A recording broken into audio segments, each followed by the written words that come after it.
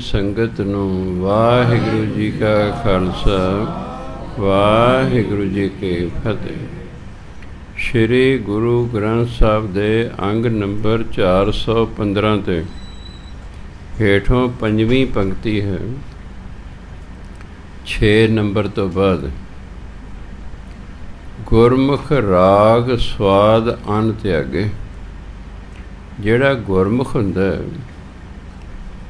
ਉਹ ਇਨਸਾਨ ਜਿਹੜਾ ਗੁਰੂ ਦੇ ਆਖੇ ਲੱਗਦਾ ਹੈ, ਜਿਵੇਂ ਗੁਰੂ ਮਹਾਰਾਜ ਕਹਿੰਦੇ ਨੇ ਉਵੇਂ ਕਰਦਾ ਹੈ, ਉਸ ਨੂੰ ਕਹਿੰਦੇ ਨੇ ਗੁਰਮੁਖ। ਰਾਗ ਹੁੰਦਾ ਮੋਹ, ਸਵਾਦ ਇੰਦਰੀਆਂ ਦੇ ਸਵਾਦ, ਅੰਨ ਮੈਨੇ ਹੋਰ। ਜਿਹੜਾ ਗੁਰਮੁਖ ਹੈ ਉਹ ਮੋਹ ਨੂੰ ਤਿਆਗ ਦਿੰਦਾ ਹੈ, ਇੰਦਰੀਆਂ ਦੇ ਸਵਾਦਾਂ ਨੂੰ ਤਿਆਗ ਦਿੰਦਾ ਹੈ। ਗੁਰਮੁਖ ਇਹ ਮਨ ਭਗਤੀ ਜਾਗੇ। ਫਿਰ ਜਿਹੜਾ ਗੁਰਮੁਖ ਦਾ ਮਨ ਹੈ ਉਹ ਭਗਤੀ ਕਰ ਕਰਕੇ ਜਾਗ ਪੈਂਦਾ ਹੈ। ਇੱਥੇ ਜਾਗਣ ਤੋਂ ਇਸ ਤਰ੍ਹਾਂ ਨਹੀਂ ਕਿ ਜਿਵੇਂ ਅਸੀਂ ਜਾਗਦੇ ਹਾਂ ਤੇ ਰਾਤ ਨੂੰ ਸੁੱਤੇ ਹੋਏ। ਗੁਰਮੁਖ ਜਦੋਂ ਭਗਤੀ ਕਰਦਾ ਹੈ ਉਹਨੂੰ ਫਿਰ ਗਿਆਨ ਪ੍ਰਾਪਤ ਹੁੰਦਾ ਹੈ। ਫਿਰ ਉਹਨੂੰ ਪਤਾ ਲੱਗਦਾ ਕਿ ਉਹ ਮੈਂ ਇਸ ਸੰਸਾਰ 'ਚ ਕੀ ਕਰਨ ਆਇਆ, ਇੰਨਾ ਸਮਾਂ ਕੀ ਕਰਦਾ ਰਿਹਾ। ਮੈਂ ਤਾਂ ਭਜਨ ਬੰਦਗੀ ਕਰਨ ਆਇਆ ਸੀ, ਮੈਂ ਤਾਂ ਸ਼ੁਭ ਕਰਮ ਕਰਨ ਆਇਆ ਸੀ, ਆਹੀ ਜਾਗਣਾ। ਭਗਤੀ ਕਰ ਕਰਕੇ ਜਾਗ ਪੈਂਦਾ। ਆਪਾਂ ਨੂੰ ਵੀ ਜਿੰਨਾ ਗਿਆਨ ਹੋਇਆ, ਕਿਸੇ ਤੋਂ ਆਪਾਂ ਬਾਣੀ ਸੁਣੀ ਜਾਂ ਆਪ ਪੜ੍ਹੀ ਜਾਂ ਕਥਾ, ਫਿਰ ਗਿਆਨ ਹੋਇਆ। ਆਨੰਦ ਸੁਣ ਮਾਨਿਆ ਸ਼ਬਦ ਵਿਚਾਰੀ।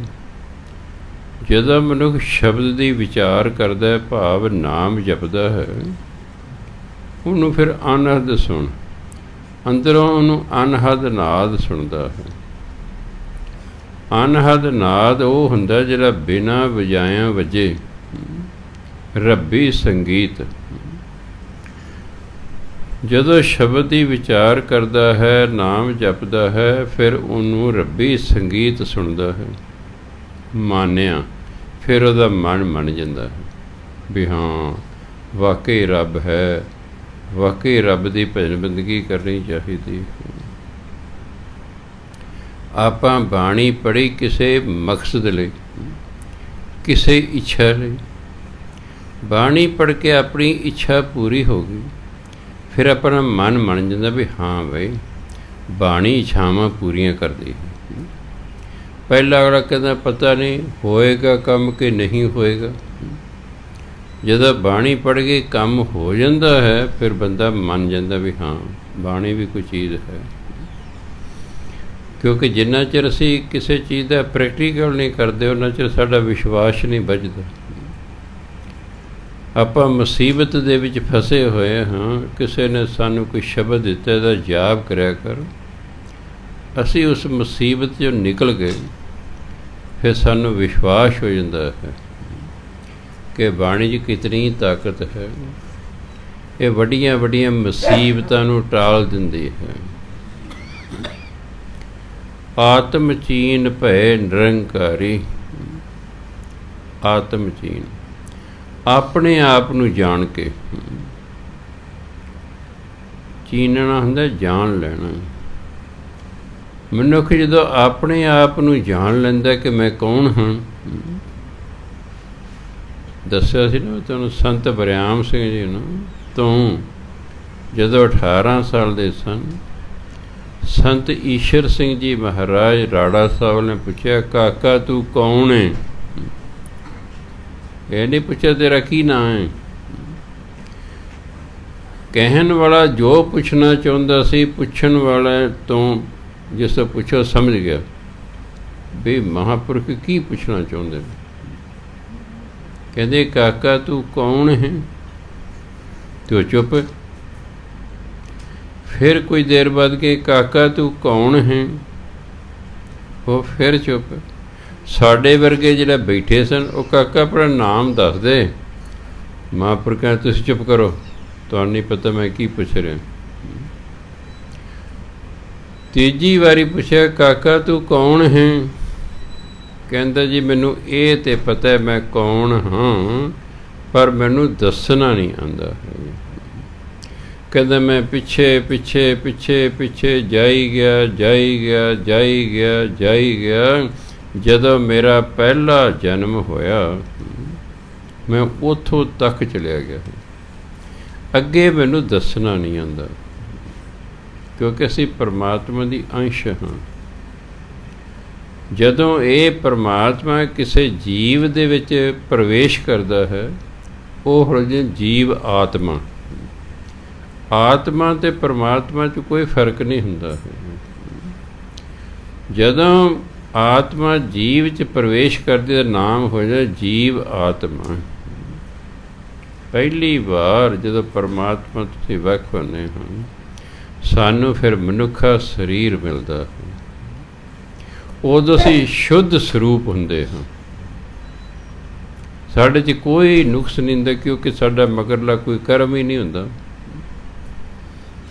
ਜਦੋਂ ਅਸੀਂ ਵਾਰੀ ਵਾਰੀ ਜਨਮ ਲੈਂਦੇ ਫਿਰ ਹੀ ਕਰਮ ਕਰਦੇ ਨਾ। ਜਦੋਂ ਪਰਮਾਤਮਾ ਨੇ ਸਾਨੂੰ ਬਣਾਇਆ ਮਨੁੱਖ, ਸਾਡੇ 'ਚ ਕੋਈ ਨੁਕਸ ਨਹੀਂ ਸੀ, ਪਰ ਪਰਮਾਤਮਾ ਨੇ ਸਾਡੇ ਪੈਦਾ ਹੋਣ ਤੋਂ, ਮਨੁੱਖ ਬਣਾਉਣ ਤੋਂ ਪਹਿਲਾਂ ਮਾਇਆ ਬਣਾਈ। ਤਾਂ ਹੀ ਸਾਨੂੰ ਜਿਹੜਾ ਹੈ ਏਕਾ ਮਾਈ ਜੁਗਤ ਵਿਆਈ ਤਿੰਨ ਚੇਲੇ ਪਰਵਾਨ। ਪਹਿਲਾਂ ਪਰਮਾਤਮਾ ਨੇ ਮਾਇਆ ਬਣਾਈ, ਫਿਰ ਇਹ ਦੇਵਤੇ ਬਣਾਏ। ਮਾਇਆ ਸਾਡੇ ਤੋਂ ਪਹਿਲਾਂ ਸੀ। ਫਿਰ ਗੁਰਬਾਣੀ, ਜਿੰਨਾ ਚਿਰ ਅਸੀਂ ਮਾਤਾ ਦੇ ਪੇਟ ਵਿੱਚ ਸੀ, ਸਾਡੀ ਲਿਵ ਪਰਮਾਤਮਾ ਨਾਲ ਜੁੜੀ ਰਹੀ। ਜਿਉਂ ਹੀ ਅਸੀਂ ਮਾਤਾ ਦੇ ਪੇਟ 'ਚੋਂ ਬਾਹਰ ਆਏ, ਸਾਡੀ ਲਿਵ ਟੁੱਟ ਗਈ।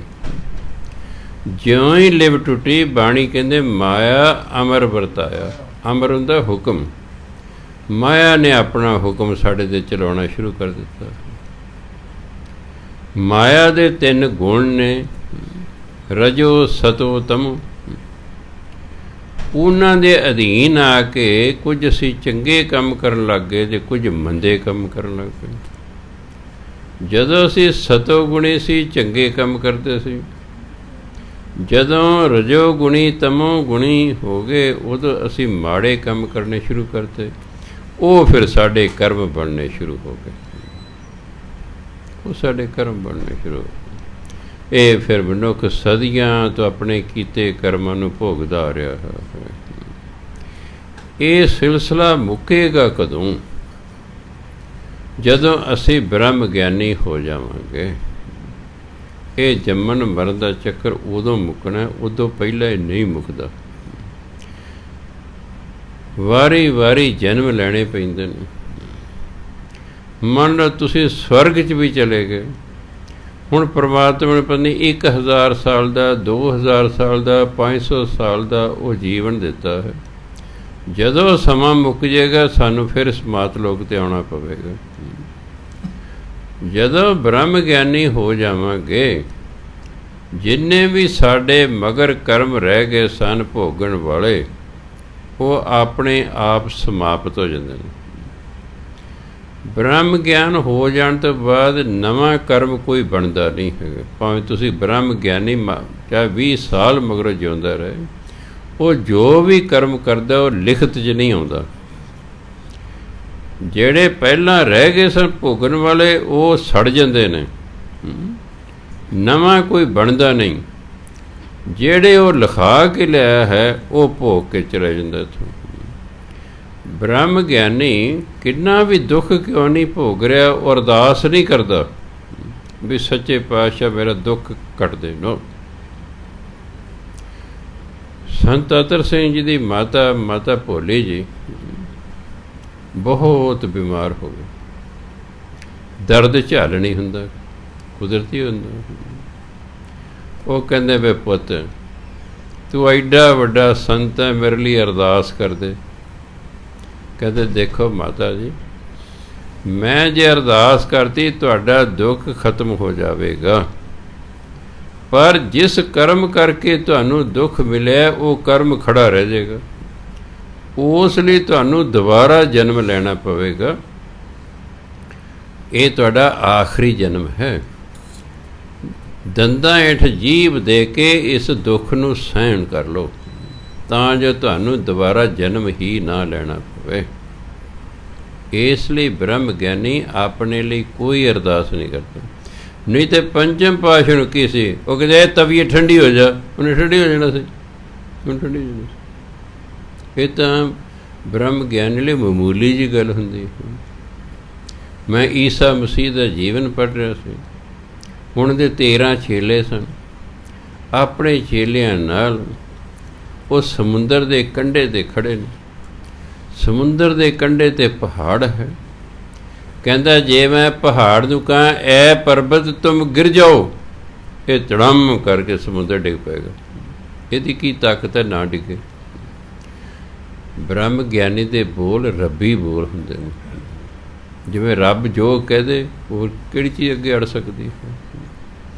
इसलिए ब्रह्म ज्ञानी कदे भी अपनी तंदुरुस्ती लई अरदास नहीं करता। वो इलाज तो कराउंदा, अरदास नहीं करता।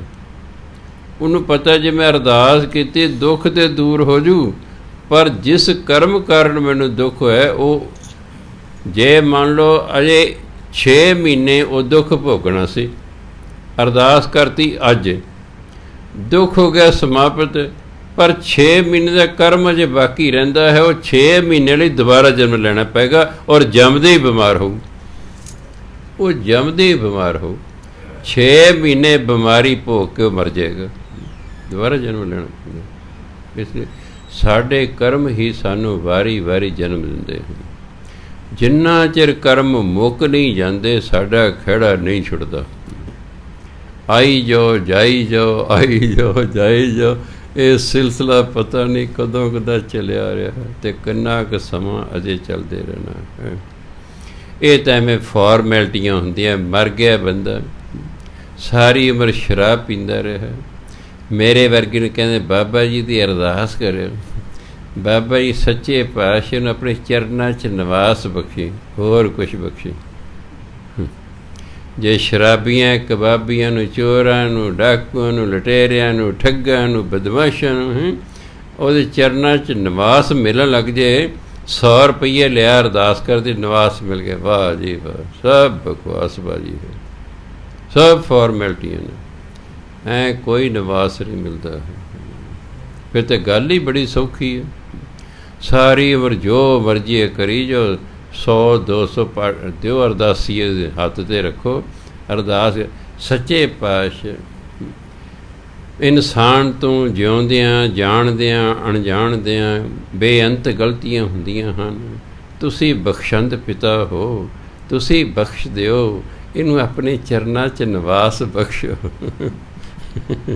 माँ प्यो खुश हुंदा, साडा बच्चा गया बस गुरु के चरनां च। तो कई तो बेचारे पहले ही लिखिया होंदा है, साढ़े पूजनीक पिता जी गुरु चरनां जा बराजे हन। उन्होंने दी अंतिम अरदास शामिल हो, जब वो जा ही बराजे हुण उहदे लई की करदे मगरों, वो चले गए गुरु चरनां। कोई कहूगा वो स्वर्गवासी, लै की पता नरकवासी होवे, कहते स्वर्गवासी।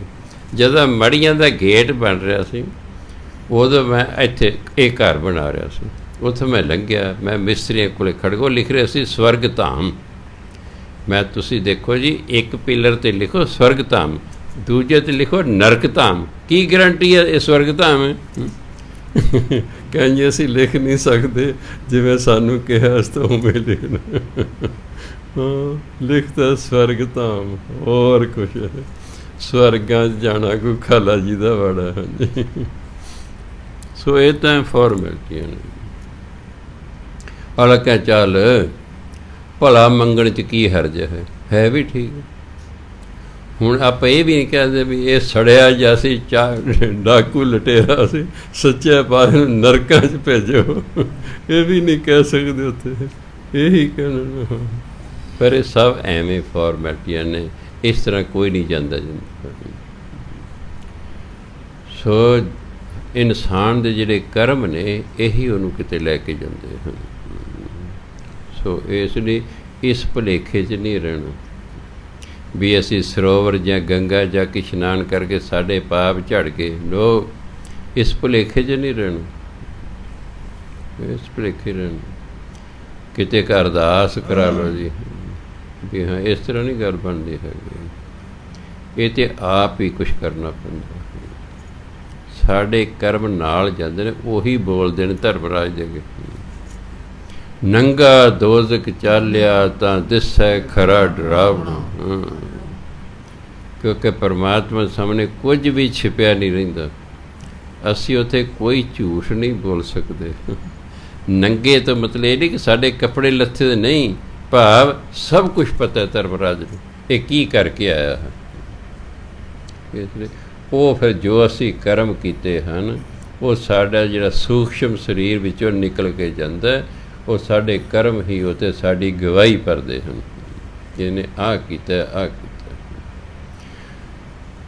ਇਸ ਲਈ ਜਦੋਂ ਫਿਰ ਮਨੁੱਖ ਜਾਗ ਪੈਂਦਾ ਸਤਸੰਗ ਕਰਦਾ ਕਰਦਾ ਕਰਦਾ, ਫਿਰ ਉਹ ਸਭ ਪੁੱਠੇ ਕੰਮ ਛੱਡ ਦਿੰਦਾ ਹੈ, ਸਿੱਧੇ ਕਰਮ ਕਰਨ ਲੱਗਦਾ, ਨਾਮ ਜਪਣ ਲੱਗ ਜਾਂਦਾ ਹੈ। ਫਿਰ ਹੌਲੀ ਹੌਲੀ ਕਿਰਪਾ ਗੁਰੂ ਮਹਾਰਾਜ ਕਰ ਦਿੰਦੇ। ਫਿਰ ਨਾਮ ਜਪਦਿਆਂ ਜਪਦੇ ਇੱਕ ਐਸੀ ਅਵਸਥਾ ਆ ਜਾਂਦੀ ਹੈ ਕਿ ਪਰਮਾਤਮਾ ਪਿਛਲੇ ਔਗਣ ਬਖਸ਼ ਲਏ, ਹਰ ਆਗੇ ਮਾਰਗ ਪਾਵੇ। ਫਿਰ ਉਂਝ ਨਹੀਂ ਬਖਸ਼ੇ ਜਾਂਦੇ। ਸੋ ਗੁਰੂ ਮਹਾਰਾਜ ਕਹਿੰਦੇ, ਆਤਮ ਚੀਨ ਭੈ ਨਿਰੰਕਾਰੀ। ਆਪਣੇ ਆਪ ਨੂੰ ਜਾਣ ਕੇ ਮਨੁੱਖ ਰੱਬ ਰੂਪ ਹੋ ਜਾਂਦਾ, ਆਪ ਹੀ ਨਿਰੰਕਾਰੀ ਹੋ ਜਾਂਦਾ, ਉਹਦਾ ਰੂਪ ਹੋ ਜਾਂਦਾ। ਇਹ ਮਨ ਨਿਰਮਲ ਦਰ ਘਰ ਸੋਈ। ਜਦੋਂ ਮਨ ਨਿਰਮਲ ਹੋ ਜਾਂਦਾ ਹੈ, ਪਰਮਾਤਮਾ ਅੰਦਰ ਬਾਹਰ ਫਿਰ ਵਿਖਾਈ ਦਿੰਦਾ ਹੈ। ਦਰ ਘਰ, ਦਰ ਭਾਗ ਬੂਹੇ ਅੱਗੇ ਬਾਹਰ, ਘਰ ਭਾਵ ਅੰਦਰ, ਹਿਰਦੇ ਦੇ ਬਾਹਰ ਵੀ ਅੰਦਰ ਵੀ, ਸਭ ਥਾਂ 'ਤੇ ਫਿਰ ਪਰਮਾਤਮਾ ਦਿਸਦਾ ਹੈ। ਕਿਉਂਕਿ ਪਰਮਾਤਮਾ ਸਭ ਤੋਂ ਪਹਿਲਾਂ ਜਦੋਂ ਕਿਸੇ ਇਨਸਾਨ ਨੂੰ ਦਿਸੇਗਾ, ਆਪਣੇ ਅੰਦਰ ਦਿਸੇਗਾ। ਜਦੋਂ ਅੰਦਰ ਦਿਸੇਗਾ ਫਿਰ ਸਭ ਪਾਸੇ ਉਹੀ ਦਿਸੇਗਾ। ਜਿੰਨਾ ਚਿਰ ਅੰਦਰ ਪਰਮਾਤਮਾ ਨਹੀਂ ਦਿਸਦਾ, ਉਹਨਾਂ ਚਿਰ ਉਹ ਕਿਤੇ ਵੀ ਨਹੀਂ ਦਿਸ ਸਕਦਾ ਹੈਗਾ। ਪਰਮਾਤਮਾ ਉਹਨਾਂ ਲੋਕਾਂ ਨੂੰ ਦਿਸਦਾ ਜਿਹੜੇ ਅੰਤਰਮੁਖੀ ਹਨ। ਇਸ ਲਈ ਮੈਂ ਕਿਹਾ ਸੀ ਕਿ ਤੁਸੀਂ ਇਸ ਤਰ੍ਹਾਂ ਸਿਮਰਨ ਕਰੋ। ਜਦ ਤੁਸੀਂ ਸਾਹ ਲਿਆ, ਵਾਹੇ ਗੁਰੂ, ਜਿਹੜਾ ਪ੍ਰਾਣਾਯਾਮ ਹੈ, ਜੇ ਉਸ ਤਰ੍ਹਾਂ ਤੁਹਾਨੂੰ ਆ ਜਾਏ, ਹੌਲੀ ਮੈਂ ਸਿਖਾਵਾਂਗਾ। ਪਹਿਲਾਂ ਤਾਂ ਦੋਨਾਂ ਨਾਸਾਂ ਰਾਹੀਂ ਸਾਹ ਲਓ, ਮੂੰਹ ਬੰਦ ਰੱਖਣਾ, ਜੀਭ ਬੰਦ ਰੱਖਣੀ, ਵਾਹੇ ਕਹਿਣਾ। ਜਦੋਂ ਸਾਹ ਬਾਹਰ ਛੱਡਾਂ ਫਿਰ ਗੁਰੂ। ਜੇ ਕਿਤੇ ਇੱਕ ਮੈਂ ਤੁਹਾਨੂੰ ਹੋਰ ਢੰਗ ਦੱਸਦਾ, ਤੁਹਾਨੂੰ ਤੰਦਰੁਸਤ ਕਰੇਗਾ। ਹੋ ਇਹ ਇੱਕ ਨਾਸ ਹੈ ਦੱਬ ਲੈਣੀ, ਖੱਬੀ ਨਾਸ ਕਹਿਣਾ, ਵਾਹੇ ਬੋਲਣਾ ਨਹੀਂ, ਅੰਦਰ ਕਹਿਣਾ। ਫਿਰ ਜਦ ਗੁਰੂ ਕਹਿਣਾ, ਫਿਰ ਇਹ ਨਾਸ ਛੱਡ ਦੇਣੀ ਹੈ, ਇੱਧਰਲੀ ਦੱਬਣਾ ਗੁਰੂ। ਫਿਰ ਜਿਹੜੀ ਗੁਰੂ ਕਿਹਾ ਉਸੇ ਤੋਂ ਫਿਰ ਕਹਿਣਾ ਵਾਹੇ। ਫਿਰ ਦੂਜੀ ਨਾਸ ਕਹਿਣਾ ਗੁਰੂ। ਫਿਰ ਜਿਸ ਨਾਲ ਗੁਰੂ ਕਿਹਾ ਉਸੇ ਨਾਸ ਫਿਰ ਕਹਿਣਾ ਵਾਹੇ ਗੁਰੂ, ਵਾਹੇ ਗੁਰੂ। ਇਸ ਤਰ੍ਹਾਂ ਕਰਨਾ। ਉਹਦੇ ਨਾਲ ਕੀ ਹੋਏਗਾ? ਕੁਝ ਮਹੀਨਿਆਂ ਦੇ ਅਭਿਆਸ ਤੋਂ ਬਾਅਦ ਸਾਡੀਆਂ ਦੋਨੋਂ ਨਾਸਾਂ ਇੱਕ ਸਾਰ ਚੱਲਣ ਲੱਗ ਜਾਣਗੀਆਂ। ਜਦੋਂ ਦੋਨੋਂ ਨਾਸਾਂ 'ਚ ਬਰਾਬਰ ਦਾ ਸਾਹ ਆਵੇਗਾ, ਤੁਸੀਂ ਤੰਦਰੁਸਤ ਹੋਣਾ ਸ਼ੁਰੂ ਹੋ ਜਾਓਗੇ। ਜਦੋਂ ਦੋਨਾਂ ਨਾਸਾਂ 'ਚ ਬਰਾਬਰ ਸਾਹ ਆਉਣ ਲੱਗ ਜਾਏ, ਉਦੋਂ ਸਾਡੀ ਸੁਰਤ ਉੱਚੀ ਹੋਣੀ ਸ਼ੁਰੂ ਹੋ ਜਾਂਦੀ ਹੈ। ਪਹਿਲਾਂ ਭਾਵੇਂ 7 ਕੁ ਦਿਨ ਦੋਨਾਂ ਨਾਸਾਂ ਨੇ ਕਹਿ ਲਓ, ਤੁਸੀਂ ਵਾਹੇ ਕਿਹਾ, ਅੰਦਰ ਜੀਭ ਨਹੀਂ ਹਿਲਣੀ ਚਾਹੀਦੀ, ਬੁੱਲ੍ਹ ਨਹੀਂ ਹਿੱਲਣੇ ਚਾਹੀਦੇ। ਜੇ ਤੁਸੀਂ ਵਾਹਿਗੁਰੂ ਕਹੋਗੇ ਫਿਰ ਜੀਭ ਹਿੱਲੇਗੀ, ਫਿਰ ਤੁਸੀਂ ਦੂਜੀ ਅਵਸਥਾ 'ਤੇ ਪਹੁੰਚ ਜਾਓਗੇ। ਅਸੀਂ ਪਹਿਲੇ ਹੀ ਤੀਜੀ ਅਵਸਥਾ 'ਤੇ ਪਹੁੰਚਣਾ। ਪਹਿਲੀ ਅਵਸਥਾ ਬੁੱਲ੍ਹ ਅਤੇ ਜੀਭ ਦੋਨੋਂ ਹਿਲਦੇ ਹਨ। ਵਾਹਿਗੁਰੂ, ਬੁੱਲ੍ਹ ਵੀ ਹਿੱਲੇ, ਜੀਭ ਵੀ ਹਿੱਲੇ। ਦੂਜੀ ਅਵਸਥਾ ਦੇ ਵਿੱਚ ਬੁੱਲ੍ਹ ਬੰਦ ਨੇ, ਅੰਦਰ ਜੀਭ ਹਿੱਲ ਰਹੀ ਹੈ, ਵਾਹਿਗੁਰੂ ਕਹਿ ਰਹੀ ਹੈ। ਤੀਜੀ ਅਵਸਥਾ ਦੇ ਵਿੱਚ ਨਾ ਬੁੱਲ੍ਹ ਹਿਲਦੇ ਨਾ ਜੀਭ ਹਿਲਦੀ ਹੈ, ਸਵਾਸਾਂ ਨਾਲ ਹੁੰਦਾ ਹੈ। ਜਦੋਂ ਅਸੀਂ ਸਵਾਸਾਂ ਨਾਲ ਸਿਮਰਨ ਕਰਾਂਗੇ, ਅਸੀਂ ਵੇਖ ਰਹੇ ਆਹ ਸਾਹ ਉੱਪਰ ਨੂੰ ਜਾ ਰਿਹਾ, ਇਹ ਹੇਠਾਂ ਨੂੰ ਆ ਰਿਹਾ ਹੈ। ਵਾਹਿਗੁਰੂ, ਤੁਹਾਨੂੰ ਪਤਾ ਲੱਗ ਰਿਹਾ ਵੀ ਸਾਹ ਉੱਪਰ ਨੂੰ ਜਾ ਰਿਹਾ ਹੈ, ਗੁਰੂ ਹੇਠਾਂ ਨੂੰ ਆ ਰਿਹਾ ਹੈ। ਦੇਖਣੇ, ਸੁਣਾ ਆਪੇ ਹੀ ਜਾਵੇਗਾ। ਵਾਹੇ ਐ ਸੁਣ ਜੇ ਦੇਖਣਾ ਉਸ ਵੇ ਆ ਜਾ ਰਿਹਾ ਉੱਪਰ ਨੂੰ, ਠੀਕ ਹੈ। ਗੁਰੂ ਹੇਠਾਂ ਆ ਰਿਹਾ ਹੈ। ਸਿਰ ਹੇਠਾਂ ਨਹੀਂ ਕਰਨਾ ਗੁਰੂ ਕਹਿਣ ਵਾਲੇ, ਰਹਿਣਾ ਸਿੱਧਾ ਹੀ ਹੈ। ਚੌਂਕੜੀ ਮਾਰ ਕੇ ਬਹਿਣਾ ਹੈ, ਹੱਥ ਦੋਨੋਂ ਜੋੜ ਕੇ ਬਹਿਣਾ ਹੈ। ਕੱਲ੍ਹ ਮੈਂ ਆਪ ਜੀ ਨੂੰ ਕਿਹਾ ਸੀ ਕਿ ਹੱਥ, ਜੇ ਸਾਡੇ ਹੱਥ ਖੁੱਲ੍ਹੇ ਨੇ, ਸਾਡੀ 10% ਸ਼ਕਤੀ ਜਿਹੜੀ ਹੈ ਉਹ ਨਸ਼ਟ ਹੋ ਜਾਂਦੀ ਹੈ। ਜੇ ਪੈਰ ਖੁੱਲ੍ਹੇ ਨੇ, 10% ਸਾਡੀ ਸ਼ਕਤੀ ਪੈਰਾਂ ਰਾਹੀਂ ਨਸ਼ਟ ਹੋ ਜਾਂਦੀ ਹੈ। ਜੇ ਅੱਖਾਂ ਖੁੱਲ੍ਹੀਆਂ ਨੇ, 80% ਸਾਡੀ ਸ਼ਕਤੀ ਨਸ਼ਟ ਹੋ ਜਾਂਦੀ ਹੈ। ਸਾਡੇ ਕੋਲ ਰਹਿੰਦੀ ਕੱਖ ਨਹੀਂ, ਰਹਿੰਦੀ ਕੱਖ। ਜਦੋਂ ਅਸੀਂ ਹੱਥ ਜੋੜ ਲੈਂਦੇ ਹਾਂ, 10% ਸ਼ਕਤੀ ਸਾਡੇ ਅੰਦਰ ਰਹਿ ਗਈ। ਪੈਰ ਚੌਂਕੜੀ ਮਾਰ ਲਈ, ਜੋੜ ਲੈਣੇ, 10% ਸ਼ਕਤੀ ਹੋਰ ਸਾਡੇ ਅੰਦਰ ਆ ਗਈ। ਅੱਖਾਂ ਬੰਦ ਕਰ ਲਈਆਂ, 80% ਸਾਡੀ ਸ਼ਕਤੀ ਹੈ। ਖਿਆਲ ਰੱਖੋ, ਜਿਹੜੇ ਅੰਨੇ ਲੋਕ ਨੇ ਜਨਮ ਤੋਂ ਬੜੀ ਯਾਦ ਸ਼ਕਤੀ ਤੇਜ਼ ਹੁੰਦੀਆਂ ਨੇ। ਕਿਉਂ? 80% ਐਨਰਜੀ ਜਿਹੜੀ ਵੇਖ ਕੇ ਨਸ਼ਟ ਹੋਣੀ ਸੀ, ਉਹਨਾਂ ਦੇ ਬਚ ਗਈ ਹੈ, ਬਚ ਗਈ ਹੈ। ਅੰਨੇ ਬੰਦੇ ਜਿਹੜੇ ਕਿੰਨੇ ਵੱਡੇ ਕੀਰਤਨੀ ਹੁੰਦੇ, ਕਿੰਨੇ ਸ਼ਬਦ ਯਾਦ ਹੁੰਦੇ ਉਹਨਾਂ। ਇਸ ਤਰ੍ਹਾਂ ਸੰਤ ਬਲਵੰਤ ਸਿੰਘ ਟਾਂਡਾ ਉਡਣ ਵਾਲੇ ਸਨ, ਉਹ ਜਨਮ ਤੋਂ ਹੀ ਅੰਨੇ ਸਨ। ਆਪਾਂ ਨਾ ਹੁਣ ਸਤਿਕਾਰ ਕਹਿੰਦੇ ਸੂਰਮਾ ਸਿੰਘ, ਆਪਾਂ ਨਹੀਂ ਕਹਿੰਦੇ ਵੀ ਇਹ ਅੰਨੇ ਜੀ, ਆਪਾਂ ਕਹਿੰਦੇ ਸੂਰਮਾ ਸਿੰਘ ਹੈ, ਠੀਕ ਹੈ। ਮੈਂ ਉਹਨਾਂ ਨੂੰ ਕਿਹਾ ਜੀ ਵੀ ਤੁਹਾਨੂੰ ਜਿਹੜਾ ਹੈ ਪਰਮਾਤਮਾ ਦੀ ਪ੍ਰਾਪਤੀ ਕਿਵੇਂ ਹੋਈ? ਕਿ ਮੇਰੀ ਆਦਤ ਹੈ, ਮੈਂ ਮਹਾਂਪੁਰਖ ਜਾਈ ਜਾਂਦਾ, ਹੌਲੀ ਹੌਲੀ ਪਿਆਰ ਹੋ ਜਾਂਦਾ ਹੈ। ਪਿਆਰ ਹੋ ਜਾਂਦਾ, ਫਿਰ ਮੈਂ ਉਹਨਾਂ ਦੀ ਪਰਸਨਲ ਲਾਈਫ ਬਾਰੇ ਜਾਣਨ ਦੀ ਕੋਸ਼ਿਸ਼ ਕਰਦਾ ਵੀ ਇਹ ਕਿਵੇਂ ਬਣੇ ਨੇ, ਕੀ ਕੁਛ ਇਹ ਕਰਦੇ ਰਹੇ ਨੇ, ਕਿਵੇਂ ਇਹਨਾਂ ਨੂੰ ਪ੍ਰਾਪਤੀ ਹੋਈ ਹੈ, ਵੀ ਗਿਆਨ ਹੋਵੇ। ਘੱਟ ਤੋਂ ਘੱਟ ਅਸੀਂ ਉਹਨਾਂ ਦੀ ਤਰ੍ਹਾਂ ਚੱਲ ਕੇ ਦੇਖੀਏ ਵੀ ਹਾਂ। ਤਾਂ ਉਹ ਕਹਿੰਦੇ ਵੀ ਉਦੋਂ ਪਤਾ ਨਹੀਂ ਉਹਨਾਂ ਮੈਨੂੰ ਮਾਸਟਰ ਜੀ ਕਿਹਾ ਕਿ ਕੀ ਕਿਹਾ। ਕਹਿੰਦੇ ਜੀ ਗੱਲ ਇਹ ਹੈ, ਮੈਂ ਜਨਮ ਤੋਂ ਹੀ ਅੰਨਾ ਸੀ। ਮੇਰੇ ਮਾਂ ਪਿਓ ਨੇ ਸੋਚਿਆ ਵੀ ਇਹ ਯਾਰ ਫਿਰ ਭੁੱਖਾ ਮਰੇਗਾ ਜਾਂ ਮੰਗਤਾ ਬਣੇਗਾ, ਵੀ ਇਹ ਵੀ ਠੀਕ ਨਹੀਂ, ਇਹਨੂੰ ਨਾ ਕੀਰਤਨ ਸਿਖਾ ਦਿੰਦੇ। ਕਹਿੰਦੇ ਗੁਰ ਦਾ ਜਿਹੜਾ ਭਾਈ ਸੀ ਬਹੁਤ ਇੰਟੈਲੀਜੈਂਟ ਬੰਦਾ ਸੀ, ਕੁਦਰਤੀ ਉਹ ਉੱਥੇ ਲੈ ਗਏ। ਮੈਂ ਨਾ ਬਹੁਤ ਛੇਤੀ ਕੀਰਤਨ ਸਿੱਖ ਗਿਆ। ਉਹਨੇ ਮੈਨੂੰ ਕਿੰਨੇ ਸ਼ਬਦ ਨਿਤ ਨੇ ਮੂੰਹ ਜਵਾਨੀ ਯਾਦ ਕਰਾਇਆ, ਸੁਖਨੀ ਸਾਹਿਬ ਮੂੰਹ ਜਵਾਨੀ ਯਾਦ ਕਰਾਇਆ, ਠੀਕ ਹੈ। ਅਤੇ ਫਿਰ ਉਹਨੇ ਲਾਵਾਂ ਚਾਰੇ ਉਹ ਯਾਦ ਕਰਾਈਆਂ, ਨੌਵੇਂ ਮਹੱਲੇ ਦੇ ਸ਼ਲੋਕ ਯਾਦ ਕਰਾਏ। ਫਿਰ ਉਹਨੇ ਦੇਖਿਆ ਵੀ ਬੰਦਾ ਤਾਂ ਬਹੁਤ ਯਾਰ ਮੁੰਡਾ ਹੁਸ਼ਿਆਰ ਹੈ ਕਿ ਉਹਨਾਂ ਨੂੰ ਸਾਰਾ ਗੁਰੂ ਗ੍ਰੰਥ ਸਾਹਿਬ ਯਾਦ ਕਰਾ ਦਈਏ। ਉਹਨੇ ਮੈਨੂੰ ਯਾਦ ਕਰਾਉਣਾ ਸ਼ੁਰੂ ਕਰਤਾ। ਕੁਝ ਸਾਲਾਂ 'ਚ 880 ਸਫ਼ੇ ਗੁਰੂ ਗ੍ਰੰਥ ਸਾਹਿਬ ਕਹਿੰਦੇ ਮੈਨੂੰ ਯਾਦ ਹੋ ਗਏ ਮੂੰਹ ਜਵਾਨੀ। ਮੇਰੀ ਦਿਵ ਦ੍ਰਿਸ਼ਟੀ ਖੁੱਲ੍ਹ ਗਈ। ਉਹ ਕਹਿੰਦੇ ਦੇਖੋ ਜੀ ਹੁਣ ਤੁਸੀਂ ਬਣ ਗਏ ਹੋ ਸੰਤ, ਠੀਕ ਹੈ, ਹੁਣ ਤੁਸੀਂ ਦੀਵਾਨ ਲਾਇਆ ਕਰੋ। ਬਾਣੀ ਤਾਂ ਦੇਖੋ ਫਿਰ ਮੂੰਹ ਜਵਾਨੀ ਆਉਂਦੀ ਹੋਈ ਸੀ, ਇੰਨੀ ਬਾਣੀ 880 ਅੰਗ ਗੁਰੂ ਗ੍ਰੰਥ ਸਾਹਿਬ ਮੂੰਹ ਜਵਾਨੀ ਯਾਦ ਨੇ। ਫਿਰ ਕਹਿੰਦਾ ਫਿਰ ਮੈਂ ਜਿਹੜਾ ਹੈ ਹਾਰਮੋਨੀਅਮ ਮੈਂ ਸਿੱਖ ਹੀ ਲਿਆ ਸੀ, ਕੀਰਤਨ ਮੈਨੂੰ ਆਉਂਦਾ ਸੀ। ਫਿਰ ਮੈਂ 1.5 ਘੰਟਾ ਦੀਵਾਨ ਖੜ੍ਹ ਕੇ ਲਾਉਂਦਾ ਹੁੰਦਾ ਸੀ। ਮੇਰੇ ਅੱਗੇ ਟੇਬਲ ਰੱਖ ਦਿੰਦੇ, ਉਸ 'ਤੇ ਮੇਰਾ ਬਾਜਾ ਰੱਖ ਦਿੰਦੇ ਸਨ, ਢੋਲਕੀ ਛਾਨੇ ਵਾਲੇ ਆਪਾਂ ਕੰਮ ਕਰਦੇ, ਮੈਂ ਖਲੋ ਕੇ ਹੀ 1.5 ਘੰਟਾ ਦੀਵਾਨ ਲਾਉਂਦਾ। ਫਿਰ ਮੈਂ ਦੇਖਿਆ ਵੀ ਹਾਂ ਇਹ ਜਿਹੜੇ ਅੰਨੇ ਲੋਕ ਹੁੰਦੇ ਨੇ, ਇਹਨਾਂ ਦੀ ਯਾਦ ਸ਼ਕਤੀ ਬੜੀ ਤੇਜ਼ ਹੁੰਦੀ। ਉਹ ਕਿਉਂ ਤੇਜ਼ ਹੁੰਦੀ ਹੈ ਕਿ ਜਿਹੜੀ 80% ਸ਼ਕਤੀ ਵੇਖ ਕੇ ਨਸ਼ਟ ਹੋਣੀ ਸੀ, ਉਹ ਅੰਦਰ ਰਹਿੰਦੀ ਹੈ, ਅੰਦਰ ਰਹਿੰਦੀ। ਤਾਂ ਹੀ ਕਹਿੰਦੇ ਨੇ ਵੀ ਅੰਨੇ ਬੰਦੇ ਇੱਕ ਰਾਗ ਫਾਲਤੂ ਹੁੰਦੀ ਹੈ, ਆਹੀ ਭਾਵ ਹੈ। ਹੁਣ ਯਾਦ ਸ਼ਕਤੀ ਤੇਜ਼ ਹੁੰਦੀ ਹੈ। ਇਸ ਕਰਕੇ ਜਿੰਨੇ ਮਹਾਂਪੁਰਖ ਨੇ ਜਦੋਂ ਸਿਮਰਨ ਕਰਦੇ ਅੱਖਾਂ ਬੰਦ ਕਰ ਲੈਂਦੇ, ਖੋਲ੍ਹ ਕੇ ਨਹੀਂ ਕਰਦੇ, ਅੱਖਾਂ ਹਮੇਸ਼ਾ ਬੰਦ ਕਰਕੇ ਕਰਦੇ। ਚੌਂਕੜੀ ਵਾਕਈ ਮਾਰੀ ਹੁੰਦੀ ਉਹਨਾਂ ਨੇ, ਹੱਥ ਜੋੜੇ ਹੁੰਦੇ। ਜਿੰਨੇ ਹੱਥ ਸਾਡੇ ਪੇਟ ਦੇ ਨਜ਼ਦੀਕ ਹੋਣਗੇ, ਧਿਆਨ ਦੇਣਾ, ਉਹਨੇ ਅਸੀਂ ਸਿੱਧੇ ਹੋ ਜਾਵਾਂਗੇ। ਜਿੰਨੇ ਹੱਥ ਅੱਗੇ ਨੂੰ ਹੋਣਗੇ ਅਸੀਂ ਝੁਕ ਜਾਵਾਂਗੇ। ਪ੍ਰਾਣਾਯਾਮ ਵਾਲੇ ਜਿਹੜੇ ਯੋਗੀ ਕਹਿੰਦੇ ਨੇ ਬਿਲਕੁਲ ਸਿੱਧਾ ਹੋਣਾ ਚਾਹੀਦਾ ਬੰਦਾ ਬੈਠਾ, ਤਾਂ ਜੋ ਉਹਦੇ ਸਵਾਸ ਕਿਤੇ ਰੁਕਣ ਨਾ।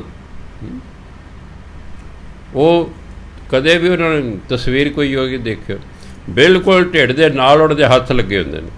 ਤੁਸੀਂ ਬੈਠ ਕੇ ਵੇਖ ਲਓ, ਆਪਣੇ ਹੱਥ ਢਿੱਡ ਦੇ ਨਾਲ ਲਾਓ, ਇੱਕਦਮ ਸਿੱਧੇ ਹੋ ਜਾਓਗੇ। ਅੱਗੇ ਐਂ ਕਰੋਗੇ ਝੁਕ ਜਾਓਗੇ, ਸਿੱਧੇ। ਜਿਉਂ ਹੀ ਤੁਸੀਂ ਹੱਥ ਆਪਣਾ ਤਜਰਬਾ ਕਰਕੇ ਵੇਖ ਲਓ, ਇਹ ਇਸ ਤਰ੍ਹਾਂ ਹੱਥ ਰੱਖਣੇ ਨੇ, ਐਂ ਨਹੀਂ ਕਰਨੇ, ਐਂ ਰੱਖਣੇ। ਲਾਓ ਢਿੱਡ ਦੇ ਨਾਲ, ਆ ਕੱਛਾ ਜਿਹਾ ਬਾਹਾਂ ਕੱਢੋ।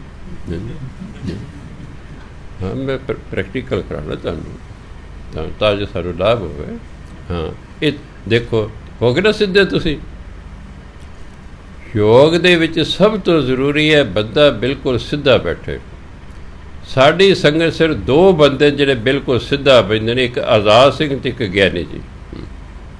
ਹੁਣ ਤਾਂ ਚਲੋ ਘੱਟ ਉਹਦੇ ਆਜ਼ਾਦ ਸਿੰਘ ਕਦੇ ਵੀ ਚੌਕੜੀ ਬਾਰੇ ਦੇਖੋਗੇ ਸਿੱਧਾ ਬੈਠਾ ਹੋਏਗਾ, ਉਹ ਐਂ ਨਹੀਂ ਝੁਕਦਾ ਹੈਗਾ, ਤਾਂ ਸਿੱਧੇ ਬੈਠੇ ਹੋਣਗੇ। ਕਿਉਂ? ਅਤੇ ਉਹਨਾਂ ਦੇ ਹੱਥ ਨੋਟ ਕਰਿਓ ਤੁਸੀਂ, ਨੇੜੇ ਹੋਣੇ ਢਿੱਡ ਦੇ ਨਾਲ ਲੱਗੇ ਹੋਏ। ਜਿਉਂ ਹੀ ਤੁਸੀਂ ਹੱਥ ਅੱਗੇ ਕਰੋਗੇ ਝੁਕ ਜਾਓਗੇ, ਉਹ ਸਾਹ ਠੀਕ ਨਹੀਂ ਆਵੇਗਾ। ਸਿੱਧਾ ਹੋਏਗਾ, ਸਾਹ ਸਹੀ ਆਵੇਗਾ। ਇਸ ਲਈ ਜਦੋਂ ਬੈਠੋ, ਭਾਵੇਂ ਢੋਲ ਕੋ ਕੋਈ ਗੱਲ ਨਹੀਂ ਹੁੰਦੀ, ਬੈਠ ਜਾਓ, ਸਿੱਧੇ ਬੈਠੋ। ਹੱਥ ਜਿਹੜੇ ਨੇ ਨਾਲ ਲਾ ਕੇ ਰੱਖੋ, ਫੇਰ ਕਹੋ ਵਾਹਿਗੁਰੂ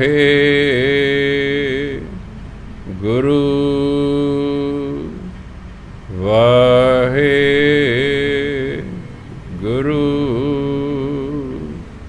ਵਾਹਿਗੁਰੂ।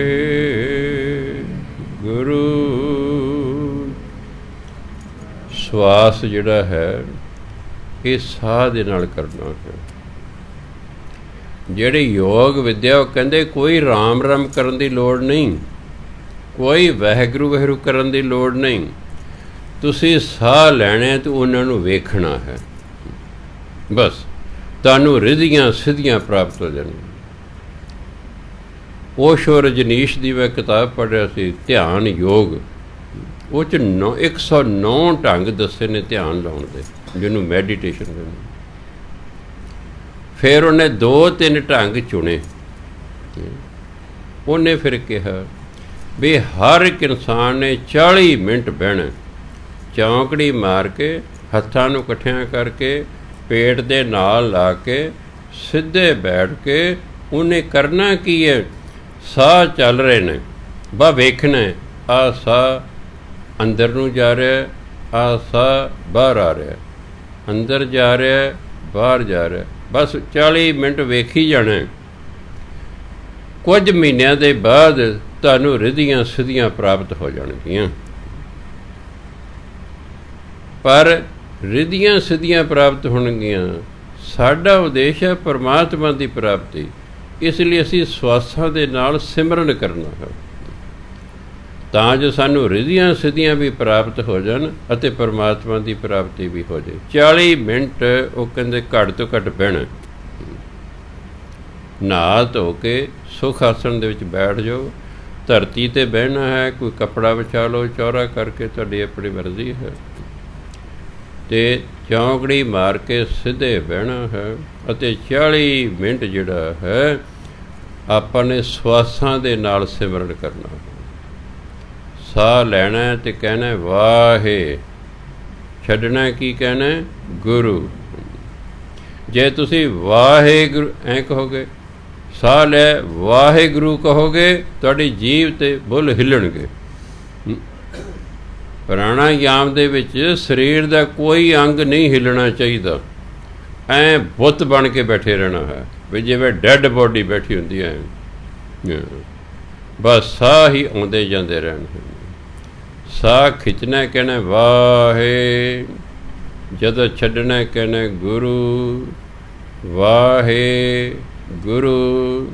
ਇਸ ਤਰ੍ਹਾਂ ਕਰਦਿਆਂ ਕੀ ਹੋਏਗਾ, ਫਿਰ ਤੁਸੀਂ 15-20 ਦਿਨ ਦੇ ਅਭਿਆਸ ਤੋਂ ਬਾਅਦ ਤੁਸੀਂ ਐਂ ਸਮਝਣਾ ਮੈਂ ਜਿਹੜਾ ਵਾਹੇ ਕਹਿ ਰਿਹਾ ਹਾਂ ਇਹ ਖੱਬੀ ਨਾਸਰੇ ਉੱਪਰ ਨੂੰ ਸਾਹ ਲੈ ਰਿਹਾ, ਗੁਰੂ ਸੱਜੀ ਨਾਸਰੇ ਛੱਡ ਰਿਹਾ ਹਾਂ।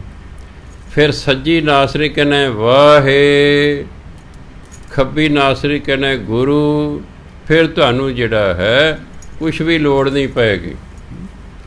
ਤੁਸੀਂ ਜਿਹੜਾ ਹੈ ਉਹ ਨਾਸਾ ਰਾਹੀਂ ਜਿਹੜਾ ਵਾਹੇ, ਹੁਣ ਤਾਂ ਪਹਿਲਾ ਅਭਿਆਸ ਕੀ ਹੈ ਬਈ ਸੱਜੀ ਨਾਸ ਦੱਬ ਲਓ, ਫਿਰ ਕਹੋ ਵਾਹੇ, ਫਿਰ ਸੱਜੀ ਨਾਸ ਛੱਡ ਦਿਓ, ਖੱਬੀ ਦੱਬ ਲਓ, ਕਹੋ ਗੁਰੂ, ਫਿਰ ਦੱਬੀ ਰੱਖੋ ਇਸ ਨੂੰ, ਫਿਰ ਕਹੋ ਗੁਰੂ ਵਾਹੇ, ਫਿਰ ਉਹ ਨਾਸ ਛੱਡ ਦਿਓ, ਫਿਰ ਕਹੋ ਗੁਰੂ, ਫਿਰ ਜੇ ਗੁਰੂ ਕਹਿ ਫਿਰ ਤਾਂ ਕਹੋ ਵਾਹੇ, ਫਿਰ ਕਹੋ ਗੁਰੂ।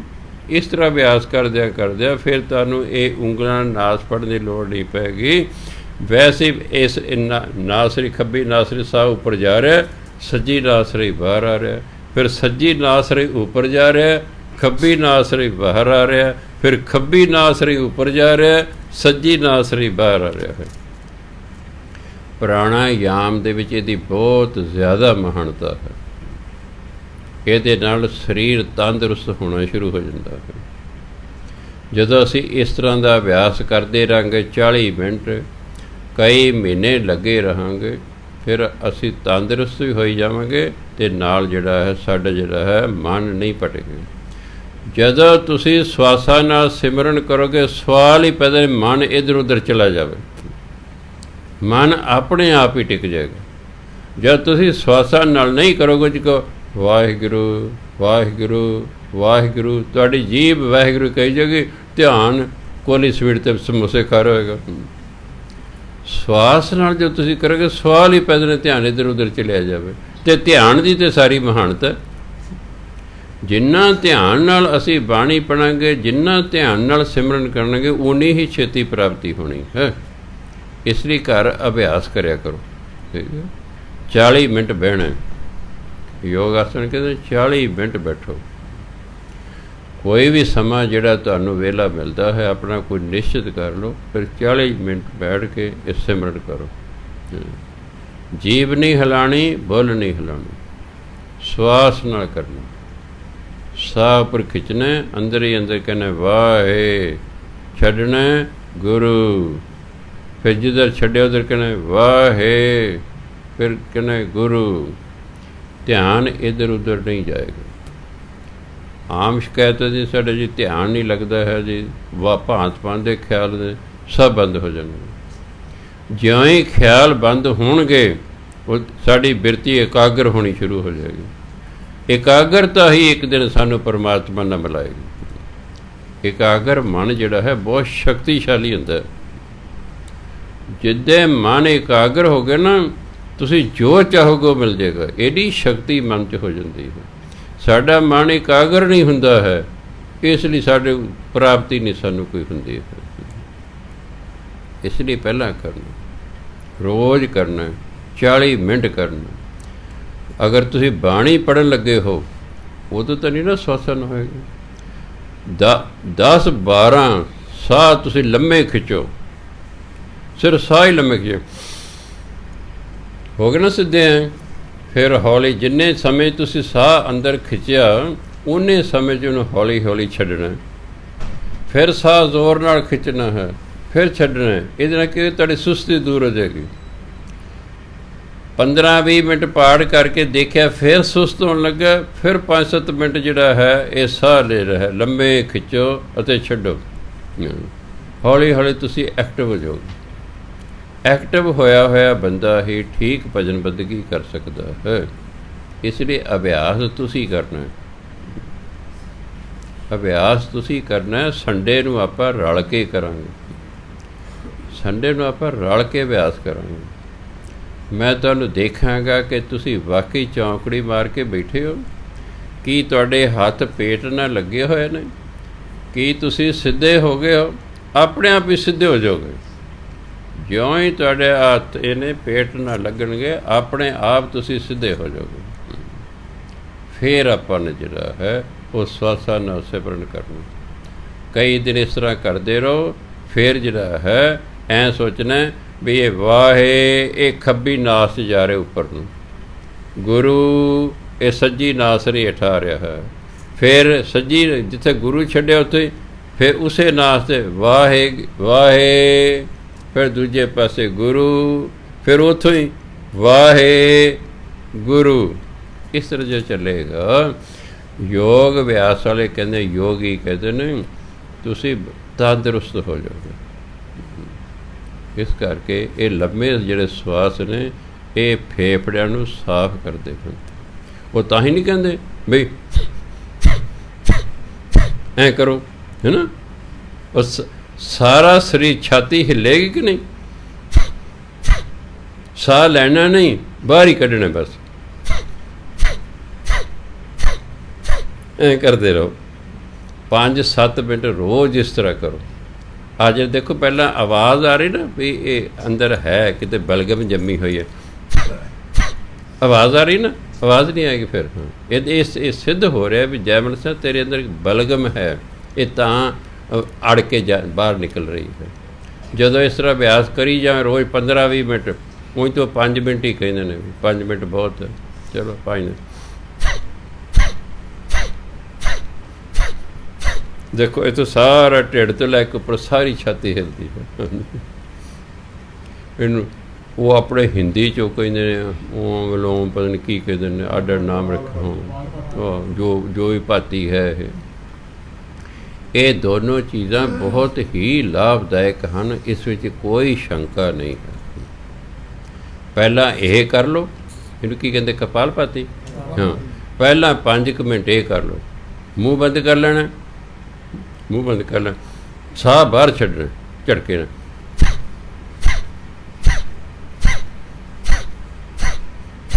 ਜੇ ਥੱਕ ਗਏ ਹੋ ਸਾਹ ਲੈ ਲਓ ਥੋੜ੍ਹਾ ਜਿਹਾ, ਫਿਰ ਸ਼ੁਰੂ ਕਰ ਲਓ। ਇਸ ਤਰ੍ਹਾਂ 5 ਮਿੰਟ ਕਰਨਾ। ਹੌਲੀ ਹੌਲੀ ਫਿਰ ਸਾਡਾ ਅਭਿਆਸ ਵੱਧੇਗਾ। ਇਹ ਇੱਕਦਮ ਤੁਸੀਂ ਐਕਟਿਵ ਹੋ ਜਾਓਗੇ। ਉਬਾਸੀਆਂ ਆ ਰਹੀਆਂ ਨੇ, 2 ਮਿੰਟ ਐਂ ਕਰ ਲਓ, ਇੱਕਦਮ ਐਕਟਿਵ ਹੋ ਜਾਓਗੇ। ਸਭ ਤੋਂ ਵੱਡੀ ਸਮੱਸਿਆ ਆਹੀ ਹੈ ਵੀ ਅਸੀਂ ਸੁਸਤ ਹੋ ਜਾਂਦੇ। ਆਪਣੀ ਸੁਸਤੀ ਦੂਰ ਕਰਨੀ, ਇਹ ਬਹੁਤ ਛੇਤੀ ਸੁਸਤੀ ਦੂਰ ਕਰਦੀ ਹੈ। ਕੋਈ ਦਿਨ ਤਾਂ ਮੈਂ ਅਭਿਆਸ ਕਰ ਰਿਹਾ ਤਾਂ ਮੈਂ ਤੁਹਾਡੇ ਨਾਲ ਸਾਂਝਾ ਕਰ ਰਿਹਾ। ਮੈਂ ਨਿਰੀ ਥਿਊਰੀ ਸਾਂਝੀ ਕਰਕੇ ਰਾਜੀ ਨਹੀਂ ਹੈਗਾ। ਥਿਊਰੀ ਤਾਂ ਆਪ ਜੀ ਨੇ ਬੜੀ ਪੜ੍ਹੀ ਹੋਈ ਹੈ। ਅਭਿਆਸ ਕਰਕੇ ਮੈਂ ਦੇਖਿਆ ਵੀ ਹਾਂ ਇਹ ਚੀਜ਼ ਸੁਸਤੀ ਦੂਰ ਕਰਦੀ ਹੈ। ਪਹਿਲਾਂ ਹੀ ਕਰ ਲਓ, ਇਹ 2-4 ਮਿੰਟ ਇਸ ਤਰ੍ਹਾਂ ਕਰੋ ਕਪਾਲਭਾਤੀ, ਤੁਹਾਡੀ ਸੁਸਤੀ ਦੂਰ ਹੋ ਜਾਏਗੀ। ਫਿਰ ਸਵਾਸਾਂ ਨਾਲ ਸਿਮਰਨ ਸ਼ੁਰੂ ਕਰ ਦਿਓ। ਫਿਰ ਦੇਖਿਆ ਲੱਗਿਆ ਸੁਸਤ ਹੋਣ, ਫਿਰ 2 ਮਿੰਟ ਫਿਰ ਕਪਾਲਭਾਤੀ ਕਰ ਲਓ, ਸਾਰਾ ਸਰੀਰ ਹਿੱਲੇਗਾ, ਆਪੇ ਐਕਟਿਵ ਹੋ ਜਾਓਗੇ ਤੁਸੀਂ। ਆਪਣਾ ਤਾਂ ਮਤਲਬ ਅਸੀਂ ਜੇ ਆਪਣੇ 40-45 ਮਿੰਟ ਪੂਰੇ ਕਰਨੇ ਹਨ। ਇਸ ਤਰ੍ਹਾਂ ਕਰਦਿਆਂ ਕਰਦਿਆਂ ਕਿਤੇ ਦੇ ਕਿਤੇ ਅਸੀਂ ਪਹੁੰਚ ਜਾਵਾਂਗੇ। ਸੋ ਯੋਗਾ ਦਾ ਨਿਯਮ ਹੈ ਕਿ ਘੱਟ ਤੋਂ ਘੱਟ 40 ਮਿੰਟ ਜਿਹੜਾ ਸਵਾਸਾਂ ਨੂੰ ਵੇਖਣਾ ਹੈ। ਉਹ ਤਾਂ ਕਹਿੰਦੇ ਸਿਰਫ ਵੇਖੋ ਵੀ ਆਹ ਸਾਹ ਆ ਰਿਹਾ, ਇਹ ਆ ਜਾ ਰਿਹਾ। ਆਪਾਂ ਸਾਹ ਲੈ ਰਹੇ ਹਾਂ ਧੁਨੀ ਤੋਂ ਉੱਪਰ ਨੂੰ, ਤੁਹਾਨੂੰ ਪਤਾ ਲੱਗੇਗਾ ਵੀ ਇਹ ਆ ਉੱਪਰ ਨੂੰ ਜਾ ਰਿਹਾ। ਜੋ ਛੱਡਿਆ ਪਤਾ ਲੱਗ ਰਿਹਾ ਹੇਠਾਂ ਨੂੰ ਜਾ ਰਿਹਾ ਹੈ। ਉਹ ਤਾਂ ਕਹਿੰਦੇ ਸਿਰਫ ਦੇਖੀ ਜਾਓ, ਇਹਦੇ ਨਾਲ ਤੁਹਾਨੂੰ ਪ੍ਰਾਪਤੀ ਹੋ ਜਾਏਗੀ। ਉਹ ਕਹਿੰਦੇ 40 ਮਿੰਟ ਰੋਜ਼ ਕਰਨਾ। ਕੁਝ ਮਹੀਨਿਆਂ ਬਾਅਦ ਤੁਹਾਡੇ ਅੰਦਰ ਸ਼ਕਤੀਆਂ ਪੈਦਾ ਹੋਣੀਆਂ ਸ਼ੁਰੂ ਹੋ ਜਾਣਗੀਆਂ। ਪਰ ਸਿੱਖ ਧਰਮ ਇਹ ਕਹਿੰਦਾ ਕਿ ਸਾਨੂੰ ਜਿਹੜਾ ਹੈ ਪਰਮਾਤਮਾ ਦੀ ਪ੍ਰਾਪਤੀ ਚਾਹੀਦੀ ਹੈ। ਇਸ ਲਈ ਅਸੀਂ ਸਵਾਸਾਂ ਦੇ ਨਾਲ ਸਿਮਰਨ ਕਰਨਾ ਹੈ। ਜੇ ਤੁਸੀਂ ਪੂਰਾ ਵਾਹਿਗੁਰੂ ਕਿਹਾ, ਤੁਹਾਡਾ ਮੂੰਹ ਵੀ ਖੁੱਲ੍ਹ ਜਾਣਾ। ਅਤੇ ਜੀ ਜਦੋਂ ਮੂੰਹ ਖੁੱਲ੍ਹੇਗਾ ਫਜ਼ੂਲ ਦੀ ਹਵਾ ਸਾਡੇ ਅੰਦਰ ਚਲੀ ਜਾਏਗੀ। ਜਦੋਂ ਅਸੀਂ ਨੱਕ ਰਾਹੀਂ ਕਰਾਂਗੇ ਹਵਾ ਛਣ ਕੇ ਅੰਦਰ ਜਾਵੇਗੀ, ਕਿਉਂਕਿ ਸਾਡੇ ਨਾਸਾਂ 'ਚ ਵਾਲ ਹੁੰਦੇ ਨੇ। ਕੁਦਰਤ ਨੇ ਐਵੇਂ ਨਹੀਂ ਪੈਦਾ ਕੀਤੀ ਬਈ ਅਗਰ ਗੰਦੀ ਹਵਾ ਹੈ, ਕੋਈ ਕਣ ਨੇ ਹਵਾ ਦੇ ਵਿੱਚ, ਉਹ ਨਸ ਸਾਰੇ ਜਦੋਂ ਅੰਦਰ ਜਾਣਗੇ ਉਹ ਪੁਣ ਕੇ ਜਾਵੇਗੀ, ਉਹ ਸਾਫ਼ ਹੋ ਕੇ ਅੰਦਰ ਜਾਵੇਗੀ ਹਵਾ। ਉਹਦਾ ਇਹ ਵੀ ਫਾਇਦਾ ਹੈਗਾ। ਜੇ ਮੈਂ ਮੂੰਹ ਨਾਲ ਕਹਿੰਦਾ ਵਾਹਿਗੁਰੂ, ਉਹ ਸਾਰੀ ਹਵਾ ਚਲੀ ਗਈ ਅੰਦਰ ਨੂੰ, ਹਾਂਜੀ, ਪੁਣ ਕੇ ਨਹੀਂ ਜਾਵੇਗੀ, ਸਾਫ਼ ਹੋ ਕੇ ਨਹੀਂ ਜਾਏਗੀ। ਨਾਸਾਂ ਨੇ ਜੋ ਤੁਸੀਂ ਸਾਹ ਲਵੋਗੇ ਉਹ ਸਾਫ਼ ਹੋ ਕੇ ਅੰਦਰ ਜਾਵੇਗੀ, ਉਹ ਗੰਦਮੰਦ ਅੰਦਰ ਨਹੀਂ ਜਾਵੇਗਾ। ਸੋ ਸਤਿਕਾਰਯੋਗ ਸਾਧ ਸਿੰਘ, ਕਰਿਓ ਯਤਨ, ਅਭਿਆਸ ਕਰਨਾ, ਕਰਤ ਕਰਤ ਅਭਿਆਸ ਕੇ ਜੜਮਤੀ ਹੋਤ ਸੁਜਾਨ। ਹਾਂਜੀ, ਆਪਾਂ ਅਭਿਆਸ ਕਰਾਂਗੇ, ਸਾਨੂੰ ਕੋਈ ਫਰਕ ਪਏਗਾ, ਅਸੀਂ ਕਿਸੇ ਦੂਸਰੇ ਨੂੰ ਵੀ ਗਾਈਡ ਕਰ ਸਕਦੇ ਹਾਂ। ਐਕਚੁਅਲੀ ਅਸੀਂ ਉਦੋਂ ਹੀ ਗਾਈਡ ਕਰ ਸਕਦੇ ਜਦ ਸਾਨੂੰ ਆਪਣਾ ਫਰਕ ਪਵੇ। ਜਦੋਂ ਫਰਕ ਮਹਿਸੂਸ ਹੋਣ ਲੱਗ ਗਿਆ ਵੀ ਵਾਕਿਆ ਹੀ ਹੈ, ਪਹਿਲਾਂ ਜ਼ਿਆਦਾ ਸੁਸਤੀ ਹੁੰਦੀ ਸੀ, ਹੁਣ ਘੱਟ ਹੈ, ਜਾਂ ਪਹਿਲਾਂ ਘੱਟ ਸੀ, ਹੁਣ ਹੌਲੀ ਹੌਲੀ ਸੁਸਤੀ ਹਟ ਗਈ ਹੈ। ਅਗਲਾ ਕਹਿੰਦਾ ਲੈ ਭਾਈ, ਮੈਨੂੰ ਤਾਂ ਬੜੀ ਸੁਸਤੀ ਰਹਿੰਦੀ ਸੀ, ਮੈਂ ਤਾਂ ਹੁਣ ਐਕਟਿਵ ਹੋ ਗਿਆ ਹਾਂ। ਗੁਰੂ ਮਹਾਰਾਜ ਕਹਿੰਦੇ ਇਹ ਮਨ ਨਿਰਮਲ ਦਰ ਘਰ ਸੋਈ। ਜਦੋਂ ਮਨ ਨਿਰਮਲ ਹੁੰਦਾ ਨਾ, ਦਰ ਘਰ ਹਰ ਥਾਂ 'ਤੇ ਸੋਈ ਮੈਨੂੰ ਉਹ ਪਰਮਾਤਮਾ, ਫਿਰ ਹਰ ਥਾਂ 'ਤੇ ਉਹ ਪਰਮਾਤਮਾ ਨਜ਼ਰ ਆਉਂਦਾ। ਗੁਰਮੁਖ ਭਗਤ ਭਾਉ ਧੁਨ ਹੋਈ। ਭਗਤ ਭਾਉ, ਭਾਉ ਪਿਆਰ ਨੂੰ ਕਹਿੰਦੇ ਨੇ। ਇੱਕ ਹੁੰਦਾ ਭਾਉ ਕੰਨੇ ਤੋਂ ਬਿਨਾਂ, ਭਾਉ ਹੁੰਦਾ ਡਰ, ਭੱਬੇ ਨੂੰ ਕੰਨਾ ਹੁੰਦਾ ਭਾਉ। ਹਿੰਦੀ 'ਚ ਕਹਿੰਦੇ ਨੇ ਭਾਵ। ਭਾਵ ਬਿਨ ਭਗਤ ਨਾ ਹੋਏ ਤੇਰੀ।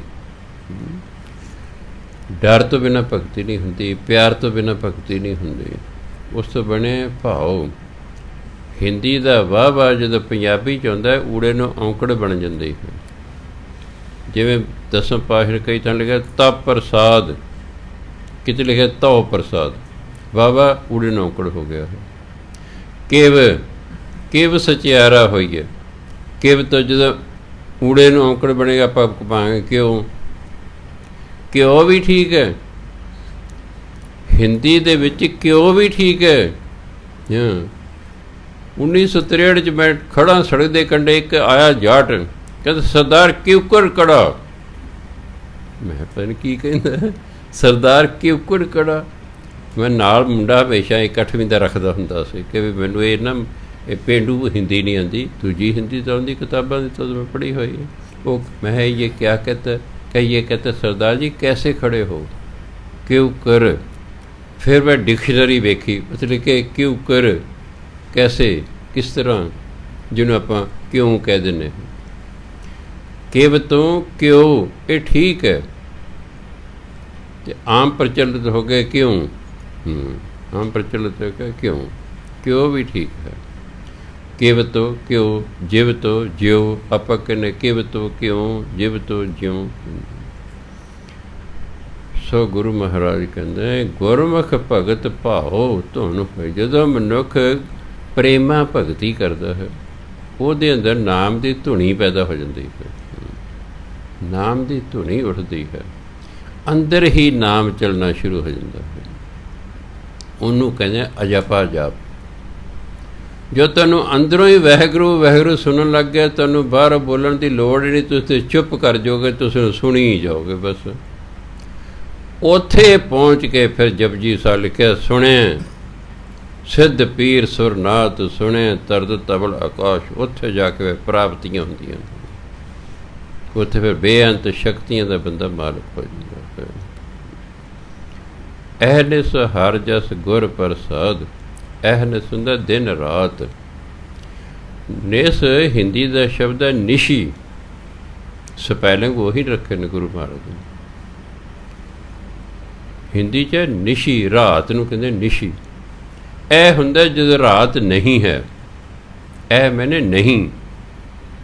ਜਦੋਂ ਰਾਤ ਨਹੀਂ ਹੈ ਤਾਂ ਕੀ ਮਤਲਬ ਹੈ, ਦਿਨ। ਜੇ ਰਾਤ ਨਹੀਂ ਫਿਰ ਕੀ ਮਤਲਬ, ਤਾਂ ਆਪਾਂ ਕਹਿੰਦੇ ਦਿਨ ਰਾਤ। ਉਂਝ ਦਾ ਅਰਥ ਹੈ ਰਾਤ, ਅਤੇ ਜਦੋਂ ਰਾਤ ਨਹੀਂ, ਅਰਥ ਇਹ ਹੈ। ਪਰ ਆਪਾਂ ਸੌਖਾ ਕੀ ਨੇ, ਦਿਨ ਰਾਤ। ਅਹਨਿਸ ਹਰ ਜਸ ਗੁਰ ਪ੍ਰਸਾਦ। ਗੁਰੂ ਦੀ ਕਿਰਪਾ ਨਾਲ ਹੀ ਦਿਨ ਰਾਤ ਪਰਮਾਤਮਾ ਦੀ ਵਡਿਆਈ ਕੀਤੀ ਜਾ ਸਕਦੀ ਹੈ। ਉਹਦੀ ਕਿਰਪਾ ਜ਼ਰੂਰੀ ਹੁੰਦੀ ਹੈ। ਇਸ ਲਈ ਸਿੱਖ ਹੋਂ ਚਾ ਕੇ ਨਹੀਂ ਕਰਦਾ, ਉਹਨੂੰ ਗਿਆਨ ਹੈ ਕਿ ਜੇ ਗੁਰੂ ਕਿਰਪਾ ਨਾ ਕਰੇ, ਪਰਮਾਤਮਾ ਕਿਰਪਾ ਨਾ ਕਰੇ, ਮੈਂ ਤਾਂ ਕੁਛ ਵੀ ਨਹੀਂ ਕਰ ਸਕਦਾ। ਇਹ ਉਹਦੀ ਕਿਰਪਾ ਹੁੰਦੀ ਹੈ, ਸੋ ਉਹਦੀ ਕਿਰਪਾ ਹੀ ਸਮਝਣੀ। ਕੁਝ ਵੀ ਤੁਸੀਂ ਚੰਗਾ ਕਰ ਰਹੇ ਹੋ, ਉਹ ਸੱਚੇ ਪਾਤਸ਼ਾਹ ਤੇਰੀ ਕਿਰਪਾ ਹੈ, ਤਾਂ ਹੀ ਮੈਨੂੰ ਤੂੰ ਸਮੱਤ ਬਖਸ਼ੀ ਹੈ, ਮੈਂ ਸ਼ੁਭ ਕਰਮ ਕਰ ਰਿਹਾ। ਨਾ ਤੇਰੀ ਕਿਰਪਾ ਹੈ, ਪਤਾ ਨਹੀਂ ਕਿਹੜੇ ਵੇਲੇ ਮੈਂ ਮਾੜਾ ਕੰਮ ਕਰਕੇ ਮੁਸੀਬਤ 'ਚ ਫਸ ਜਾ। ਇਸ ਲਈ ਕਹਿੰਦਾ ਘਟ ਕਰ ਸੋ ਪ੍ਰਭ ਆਦ ਜੁਗਾਦ, ਆਦ ਜੁਗਾਦ ਤੋਂ ਹਰ ਇੱਕ ਸਰੀਰ ਦੇ ਵਿੱਚ ਉਹ ਪਰਮਾਤਮਾ ਵਸਦਾ ਹੈ। ਫਿਰ ਮਨੁੱਖ ਨੂੰ ਇਸ ਗੱਲ ਦਾ ਗਿਆਨ ਹੋ ਜਾਂਦਾ। ਰਾਮ ਰਸਾਇਣ ਇਹ ਮਨ ਮਾਤਾ, ਇਹਨੂੰ ਮਾਤਾ ਨਹੀਂ ਬੋਲਣਾ, ਮਾਤਾ ਬੋਲੋਗਾ ਮਦਰ ਹੋਵੇਗਾ, ਮਾਂ। ਮਾਤਾ ਮੈਨੇ ਮਸਤ ਮਤਵਾਲਾ। ਰਾਮ ਰਸਾਇਣ ਨਾਮ ਰਸ, ਜਦੋਂ ਨਾਮ ਰਸ ਦੇ ਵਿੱਚ ਇਹ ਮਨ ਮਸਤ ਹੋ ਜਾਂਦਾ ਹੈ। ਨਾਮ ਜਪਦਿਆਂ ਜਪਦੇ ਇੱਕ ਐਸੀ ਅਵਸਥਾ ਹੁੰਦੀ ਹੈ ਕਿ ਆਲਾ ਦੁਆਲਾ ਹੀ ਭੁੱਲ ਜਾਂਦਾ ਹੈ। ਇਹ ਹੈ ਨਾਮ ਦੇ ਵਿੱਚ ਮਸਤ ਹੋ ਜਾਣਾ। ਅਸੀਂ ਨਾਮ ਜਪਦੇ ਸਾਨੂੰ ਆਲਾ ਦੁਆਲਾ ਯਾਦ ਰਹਿੰਦਾ ਹੈ। ਕਿਉਂ? ਮਨ ਇੱਕ ਥਾਂ 'ਤੇ ਟਿਕ ਨਹੀਂ ਰਿਹਾ ਹੈ। ਪੁਰਾਣੇ ਯੋਗੀਆਂ ਨੇ ਬਹੁਤ ਹੀ ਵਧੀਆ ਇਸ ਸਵਾਸਾਂ ਦਾ ਢੰਗ ਲੱਭਿਆ। ਅਗਰ ਤੁਸੀਂ ਆਪਣੇ ਮਨ ਨੂੰ ਟਿਕਾਉਣਾ, ਫਿਰ ਸਵਾਸਾਂ ਦਾ ਆਸਰਾ ਲਓ, ਸਵਾਸਾਂ ਨੂੰ ਵੇਖਦੇ ਰਹੋ। ਬਸ ਇਹ ਆ ਸਾਹ ਧੁਨੀ ਤੋਂ ਉੱਪਰ ਗਲੇ ਤੱਕ ਗਿਆ ਹੈ, ਫਿਰ ਇਹ ਵਾਪਸ ਆ ਰਿਹਾ ਹੈ, ਫਿਰ ਇਹ ਆ ਉੱਪਰ ਨੂੰ ਜਾ ਰਿਹਾ, ਫਿਰ ਇਹ ਵਾਪਸ ਆ ਰਿਹਾ ਹੈ। ਜਦੋਂ ਅਸੀਂ ਵੇਖ ਰਹੇ ਹਾਂ ਇਸ ਨੂੰ, ਸਾਡਾ ਧਿਆਨ ਹੋਰ ਕਿਤੇ ਨਹੀਂ ਜਾਏਗਾ। ਇਸ ਲਈ ਤੁਸੀਂ ਵਾਹਿਗੁਰੂ ਇਕੱਠਾ ਨਹੀਂ ਕਹਿਣਾ, ਨਹੀਂ ਤੁਹਾਡੀ ਬਿਰਤੀ ਫਿਰ ਉਖੜ ਜਾਏਗੀ। ਜਦ ਤੁਸੀਂ ਵਾਹਿਗੁਰੂ ਇਕੱਠਾ ਕਰੋ, ਬਿਰਤੀ ਉਖੜ ਜਾਏਗੀ। ਵਾਹਿਗੁਰੂ ਵਾਹਿਗੁਰੂ, ਇਸ ਲਈ ਕਹਿਣਾ, ਬੋਲਣਾ ਨਹੀਂ। ਇਹ ਤਾਂ ਸਮਝਾਉਣ ਲਈ ਬੋਲਣਾ ਪੈਂਦਾ ਨਾ, ਬਿਸਰ ਕਰਨਾ, ਸਵਾਸ ਨਾਲ ਇੱਧਰ ਕਰਨਾ, ਉਸਰੀ ਛੱਡਣਾ। ਫਿਰ ਅਸੀਂ ਦੇਖਦੇ ਰਹਾਂਗੇ ਵੀ ਇਹ ਆ ਜਾ ਰਿਹਾ ਉੱਪਰ, ਇਹ ਗਿਆ ਗਲੇ ਤੱਕ, ਗਲੇ ਤੱਕ ਹੀ ਜਾਏਗਾ, ਫਿਰ ਇਹ ਵਾਪਸ ਆਵੇਗਾ। ਨਾਲੇ ਤੇ ਵਾਹਿਗੁਰੂ ਅਸੀਂ ਸੁਣ ਰਹੇ ਹਾਂ, ਸਵਾਸਾਂ ਨੂੰ ਅਸੀਂ ਵੇਖ ਰਹੇ ਹਾਂ। ਇਹਦੇ ਨਾਲ ਤੁਹਾਡੀ ਬਿਰਤੀ ਜੁੜ ਜਾਏਗੀ। ਕੁਝ ਦਿਨਾਂ ਦੇ ਅਭਿਆਸ ਤੋਂ ਬਾਅਦ ਤੁਸੀਂ ਮਹਿਸੂਸ ਕਰੋ ਕਿ ਜਿਹੜਾ ਮੇਰਾ ਮਨ ਇੰਨਾ ਭਟਕਦਾ ਸੀ, 2 ਮਿੰਟ ਵੀ ਨਹੀਂ ਸੀ ਟਿਕਦਾ, ਇਹ ਤਾਂ ਹੁਣ ਕਈ ਮਿੰਟ ਟਿਕਿਆ ਰਹਿੰਦਾ। ਅਤੇ ਮਨ ਹੀ ਟਿਕਾਉਣਾ, ਮਨ ਹੀ ਟਿਕਾਉਣਾ। ਯੋਗ ਵਾਲੇ ਤਾਂ ਕਹਿੰਦੇ ਕੋਈ ਗੱਲ ਨਹੀਂ, ਜੇ ਤੁਸੀਂ ਇਹ ਨਹੀਂ ਕਰ ਸਕਦੇ, ਕੰਧ 'ਤੇ ਨਾ ਨਿਸ਼ਾਨੀ ਲਾ ਲਓ, ਕੋਈ ਕਾਲੀ ਨਿਸ਼ਾਨੀ ਲਾ ਲਓ। ਜਿਹੜੀ ਚਿੱਟੀ ਕੰਧ ਹੈ ਉਸ 'ਤੇ ਕੋਈ ਕਾਲੀ ਨਿਸ਼ਾਨੀ ਲਾ ਲਓ। ਨਿਸ਼ਾਨੀ ਲਾਣੀ ਆਪਣੀ ਅੱਖਾਂ ਦੀ ਸਿੱਧ 'ਚ ਇੰਨੀ ਉਚਾਈ 'ਤੇ ਲਾਣੀ ਹੈ। ਨਿਸ਼ਾਨੀ ਲਾ ਲਈ, ਚੌੜਾ ਕੱਪੜਾ ਕਰਕੇ ਕੰਧ ਦੇ ਕੋਲ ਵਿਛਾ ਲਓ, ਕੰਧ ਵੱਲ ਮੂੰਹ ਕਰ ਲਓ। ਤੁਹਾਡੀਆਂ ਅੱਖਾਂ 'ਤੇ ਉਹ ਜਿਹੜਾ ਕਾਲਾ ਧੱਬਾ ਹੈ, ਉਹ ਇੱਕ ਸੇਧ 'ਚ ਹੋਣਾ ਚਾਹੀਦਾ। ਤੁਸੀਂ ਕੁਛ ਵੀ ਨਹੀਂ ਕਰਨਾ, ਬਸ ਕੋਈ ਰਾਮ ਰਾਮ ਨਹੀਂ ਕਰਨਾ, ਵਾਹਿਗੁਰੂ ਨਹੀਂ ਕਰਨਾ, ਕੁਛ ਨਹੀਂ ਕਰਨਾ। ਅੱਖਾਂ ਉਹ ਵੇਖੀ ਜਾਣਾ ਉਹਨੂੰ। ਜਦੋਂ ਅੱਖਾਂ ਟੱਡੀ ਰੱਖਣੀ ਹੈ, ਬੰਦ ਨਹੀਂ ਕਰਨੀ, ਠੀਕ ਹੈ। ਜਦੋਂ ਅੱਖਾਂ 'ਚ ਪਾਣੀ ਆਉਣ ਲੱਗੇ, ਉਦੋਂ ਇੱਕ ਵਾਰੀ ਝਪਕ ਲਓ, ਫਿਰ ਲੱਗ ਜਾਓ ਉਸ ਨੂੰ ਦੇਖਣ। 40 ਦਿਨ ਦੇ ਬਾਅਦ ਤੁਸੀਂ, ਤੁਹਾਡੀਆਂ ਅੱਖਾਂ 40 ਮਿੰਟ ਹੀ ਟੱਡੀਆਂ ਰਹਿਣਗੀਆਂ। ਫਿਰ ਉਸ ਤੋਂ ਬਾਅਦ ਇੱਕ ਚਲੀਹਾ ਕਰੋ, ਫਿਰ ਦੇਖੋ ਕਿਆ ਨਜ਼ਾਰਾ ਹੈ। ਫਿਰ ਔਰ ਚਲੀਹਾ ਕਰੋ, ਦੇਖੋ ਰਿੱਧੀਆਂ ਸਿੱਧੀਆਂ ਪ੍ਰਾਪਤ ਹੁੰਦੀ। ਕਦੇ ਕੋਈ ਰਾਮ ਰਾਮ ਕਰਨ ਦੀ ਕੋਈ ਵਾਹਿਗੁਰੂ ਕਰਨ ਦੀ ਲੋੜ ਨਹੀਂ। ਦੁਨੀਆ ਤੁਹਾਡੇ ਮਗਰ ਲੱਗ ਜਾਏਗੀ ਕਿ ਤੁਹਾਡੇ ਕੋਲ ਰਿੱਧੀਆਂ ਸਿੱਧੀਆਂ ਹੋ ਜਾਣ। ਕੱਖ ਵੀ ਨਹੀਂ ਕਰਨਾ, ਬਸ 40 ਮਿੰਟ ਐਂ ਹੀ ਬਹਿਣਾ। ਬਸ ਉਹ ਵੇਖੀ ਜਾਣਾ, ਅੱਖਾਂ ਝਪਕਣੀਆਂ ਨਹੀਂ, ਵੇਖੀ ਜਾਣਾ। ਉਹਦੇ ਨਾਲ ਕੀ ਹੋਏਗਾ? ਤੁਹਾਡੀ ਨਿਗਾਹ ਤੇਜ਼ ਹੋ ਜਾਏਗੀ, ਕਮਜ਼ੋਰ ਨਹੀਂ ਹੋਏਗੀ। ਸਗੋਂ ਨਿਗਾਹ ਤੁਹਾਡੀ ਤੇਜ਼ ਹੋ ਜਾਏਗੀ। ਜਦੋਂ ਤੁਸੀਂ ਅਭਿਆਸ ਉਹਨੂੰ ਵੇਖਣ ਦਾ ਵੇਖੀ ਜਾਣਾ ਵੇਖੀ ਜਾਣਾ ਵੇਖੀ ਜਾਣਾ, ਜਦੋਂ ਦੇਖਿਆ ਵੀ ਹੁਣ ਅੱਖਾਂ 'ਚ ਪਾਣੀ ਵਗਣ ਲੱਗਾ, ਇੱਕ ਵਾਰੀ ਝਪਕ ਲਓ, ਫਿਰ ਵੇਖੀ ਜਾਓ ਵੇਖੀ ਜਾਓ। ਪਹਿਲਾਂ ਭਾਵੇਂ 5 ਮਿੰਟਾਂ ਤੋਂ ਸ਼ੁਰੂ ਕਰ ਲਓ, ਹੌਲੀ ਹੌਲੀ ਵਧਾਉਂਦੇ ਵਧਾਉਂਦੇ ਅਸੀਂ 40 ਮਿੰਟਾਂ 'ਤੇ ਪਹੁੰਚਣਾ। ਜਦੋਂ 40 ਮਿੰਟ ਅੱਖਾਂ ਟੱਡੀਆਂ ਹੀ ਰਹਿ ਗਈਆਂ ਨਾ, ਉਦੋਂ ਬਾਅਦ ਫਿਰ ਜਦੋਂ ਤੁਸੀਂ ਸ਼ੁਰੂ ਕਰੋਗੇ ਚਲੀਹਾ, ਫਿਰ ਪ੍ਰਾਪਤੀ ਛੇਤੀ ਹੋਣੀ ਸ਼ੁਰੂ ਹੋ ਜਾਏਗੀ। ਪਰ ਸਿੱਖ ਧਰਮ ਦੇ ਵਿੱਚ ਇਹ ਹੈ ਕਿ ਅਸੀਂ ਜਿਹੜਾ ਨਿਰਾ ਇਸ ਤਰ੍ਹਾਂ ਨਹੀਂ ਕਰਨਾ, ਅੱਖਾਂ ਟੱਡੀਆਂ ਰੱਖਣੀਆਂ, ਵੇਖੀ ਜਾਣਾ, ਵਾਹਿਗੁਰੂ ਵਾਹਿਗੁਰੂ ਵਾਹਿਗੁਰੂ ਵਾਹਿਗੁਰੂ ਵਾਹਿਗੁਰੂ ਵਾਹਿਗੁਰੂ ਕਰਦੇ ਰਹਿਣਾ, ਝਪਕਣੀਆਂ ਨਹੀਂ ਅੱਖਾਂ। ਦੇਖਿਓ ਤੁਸੀਂ, ਦੇਖਿਓ ਫਿਰ ਕਿਆ ਨਜ਼ਾਰਾ ਬਹਿਦਾ ਹੈ। ਪਹਿਲਾਂ ਤੁਸੀਂ ਆਪਾਂ ਨੂੰ ਸਵਾਸਾਂ ਦਾ ਅਭਿਆਸ ਕਰਾਵਾਂਗੇ ਮਹੀਨਾ 2 ਮਹੀਨੇ, ਫਿਰ ਇਸ ਤਰ੍ਹਾਂ ਦਾ ਕਰਾਵਾਂਗੇ। ਫਿਰ ਉਹਨਾਂ ਦੋਨਾਂ 'ਚੋਂ ਜਿਹੜਾ ਫਿਰ ਤੁਹਾਨੂੰ ਠੀਕ ਲੱਗਿਆ ਫਿਰ ਤੁਸੀਂ ਕਰ ਦੇਣਾ। ਉਹਦੇ 'ਚ ਇਹ ਕਿ ਸਾਨੂੰ ਲਾਈਟ ਚਾਹੀਦੀ ਹੈ, ਠੀਕ ਹੈ, ਹਨੇਰੇ 'ਚ ਨਹੀਂ ਅਸੀਂ ਕਰ ਸਕਦੇ, ਚਾਨਣ ਚਾਹੀਦਾ ਸਾਨੂੰ, ਕਾਲਾ ਧੱਬਾ ਦਿਸਦਾ ਰਹੇ।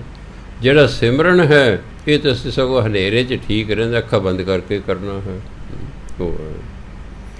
ਸੋ ਇਸ ਲਈ ਜੇ ਤਾਂ ਫਿਰ ਉਹਨਾਂ ਕਿਹਾ ਸਾਹ ਸਾਹ ਸਿਮਰੋ ਗੋਬਿੰਦ, ਫਿਰ ਸਮਝ ਆਏਗੀ ਵੀ ਹਾਂ ਐਂ ਕਿਹਾ ਉਹਨਾਂ ਨੇ, ਸਾਹ ਲਵੋ ਵਾਹੇ ਛੱਡੋ ਗੁਰੂ, ਸਾਹ ਲਓ ਵਾਹੇ ਛੱਡੋ ਗੁਰੂ, ਸਾਹ ਸਾਸ ਆਪੇ ਹੀ ਹੋ ਜਾਏਗਾ। ਸਾਹ ਸਾਹ ਸਿਮਰੋ ਗੋਬਿੰਦ, ਫਿਰ ਕੀ ਹੋਏਗਾ, ਮਨ ਅੰਤਰ ਕੀ ਉਤਰੇ ਚਿੰਤ, ਮਨ ਸ਼ਾਂਤ ਹੋ ਜਾਏਗਾ, ਚਿੰਤਾ ਖਤਮ ਹੋ ਜਾਏਗੀ, ਆਪੇ ਸ਼ਾਂਤ ਹੋ ਜਾਏਗਾ। ਗੁਰੂ ਮਹਾਰਾਜ ਕਿਰਪਾ ਕਰਨ, ਰਲ ਕੇ ਕਰਨਾ, ਆਪਾਂ ਨੂੰ ਅਭਿਆਸ ਕਰਨਾ। ਤੁਸੀਂ ਕੱਲ੍ਹ ਤੋਂ ਸ਼ੁਰੂ ਕਰ ਦੇਣਾ, ਚਾਹੇ ਅੱਜ ਰਾਤ ਤੋਂ ਸ਼ੁਰੂ ਕਰ ਦਿਓ, ਸਲਾਹਾਂ ਨਹੀਂ ਕਰਨੀਆਂ, ਸ਼ੁਰੂ ਕਰਨਾ ਆਪਾਂ ਨੂੰ। ਅਭਿਆਸ ਕਰੋ ਜਿੰਨੇ ਮਿੰਟ ਵੀ ਪਹਿਲੇ ਦਿਨ ਹੁੰਦਾ ਹੈ, ਫਿਰ ਆਪੇ ਗੁਰੂ ਮਹਾਰਾਜ ਕਿਰਪਾ, ਫਿਰ ਇਹ ਅਭਿਆਸ ਵੱਧਦਾ ਜਾਏਗਾ ਵੱਧਦਾ ਜਾਏਗਾ ਵੱਧਦਾ ਜਾਏਗਾ। ਰਾਤ ਨੂੰ ਰੋਟੀ ਪਾਣੀ ਖਾਣ ਤੋਂ ਬਾਅਦ ਬਹਿ ਜਾਓ ਕੁਝ ਮਿੰਟ ਬਹਿ ਜਾਓ, ਚੌਂਕੜੀ ਮਾਰ ਕੇ ਬਹਿ ਜਾਓ, ਢੋਲ ਲਾ ਲਓ, ਹੱਥ ਉਸੇ ਤਰ੍ਹਾਂ ਕਰਨੇ, ਛਾਤੀ ਦੇ ਨਾਲ ਲਾਣੇ ਹੱਥ। ਸਵੇਰੇ ਨਹਾ ਧੋ ਕੇ ਕੁਝ ਸਮਾਂ ਚਾਹ ਪਾਣੀ ਪੀਣਾ, ਚਾਹ ਪਾਣੀ ਪੀ ਲਓ, ਬੈਠੋ ਕੁਝ ਸਮਾਂ, ਇਸ ਤਰ੍ਹਾਂ ਅਭਿਆਸ ਕਰੋ। ਹੌਲੀ ਹੌਲੀ ਫਿਰ ਵੱਧਦਾ ਜਾਏਗਾ ਅਭਿਆਸ, ਸਾਡਾ ਫਿਰ ਜੀਵਨ ਦਾ ਜਿਹੜਾ ਉਦੇਸ਼ ਹੈ ਹੌਲੀ ਹੌਲੀ ਸਾਨੂੰ ਪ੍ਰਾਪਤ ਹੋ ਜਾਵੇਗਾ। ਇਹਦਾ ਸਭ ਤੋਂ ਵੱਡਾ ਫਾਇਦਾ ਇਹ ਹੈ ਕਿ ਅਸੀਂ ਐਕਟਿਵ ਹੋ ਜਾਵਾਂਗੇ, ਸੁਸਤੀ ਸਰੀਰ ਦੇ ਵਿੱਚ ਸਮਾਂ ਪਾ ਕੇ ਖਤਮ ਹੋ ਜਾਏਗੀ। ਐਕਟਿਵ ਹੋਏ ਹੈ ਬੰਦੇ ਦਾ ਹੀ ਧਿਆਨ ਜੁੜਦਾ ਹੈ, ਸੁਸਤੀ ਜਦੋਂ ਚੜ੍ਹੀ ਹੁੰਦੀ ਧਿਆਨ ਨਹੀਂ ਜੁੜਿਆ ਕਰਦਾ। ਸੋ ਗੁਰੂ ਮਹਾਰਾਜ ਕਹਿੰਦੇ ਰਾਮ ਰਸਾਇਣ ਇਹ ਮਨ ਮਾਤਾ, ਨਾਮ ਰਸ ਦੇ ਵਿੱਚ ਜਦੋਂ ਇਹ ਮਨ ਮਸਤ ਹੋ ਜਾਂਦਾ ਹੈ, ਸਰਬ ਰਸਾਇਣ, ਸਾਰੇ ਰਸਾਂ ਦਾ ਮਾਲਕ ਪਰਮਾਤਮਾ। ਸਰਬ ਰਸਾਇਣ ਦੇ ਇੱਥੇ ਮਤਲਬ ਪਰਮਾਤਮਾ। ਸਰਬ ਰਸਾਇਣ ਗੁਰਮੁਖ ਜਤ, ਫਿਰ ਗੁਰਮੁਖ ਜਿਹੜਾ ਹੈ ਉਹ ਪਰਮਾਤਮਾ ਨੂੰ ਜਾਣ ਲੈਂਦਾ ਹੈ। ਕਰਨਾ ਕੀ ਹੈ, ਨਾਮ ਜਪੀ ਜਾਣਾ, ਧਿਆਨ ਨਾਲ ਜਪੀ ਜਾਣਾ। ਇੱਕ ਦਿਨ ਅਸੀਂ ਨਾਮ ਜਪਦੇ, ਇਸ 'ਚ ਸਵਾਦ ਆਏਗਾ, ਉਹ ਸਵਾਦ ਸਾਨੂੰ ਮਸਤੀ ਦੇਵੇਗਾ। ਜਦੋਂ ਅਸੀਂ ਮਸਤ ਹੋ ਜਾਵਾਂਗੇ ਫਿਰ ਸਾਨੂੰ ਪਰਮਾਤਮਾ ਦੀ ਪ੍ਰਾਪਤੀ, ਅਸੀਂ ਉਸ ਨੂੰ ਜਾਣ ਲਵਾਂਗੇ। ਤਾਂ ਕਿ ਰਾਮ ਰਸਾਇਣ ਇਹ ਮਨ ਮਾਤਾ, ਨਾਮ ਰਸ ਦੇ ਨਾਲ ਜਿਹਦਾ ਮਨ ਮਸਤ ਹੋ ਗਿਆ ਨਾ, ਸਰਬ ਰਸਾਇਣ ਗੁਰਮੁਖ ਜਤ।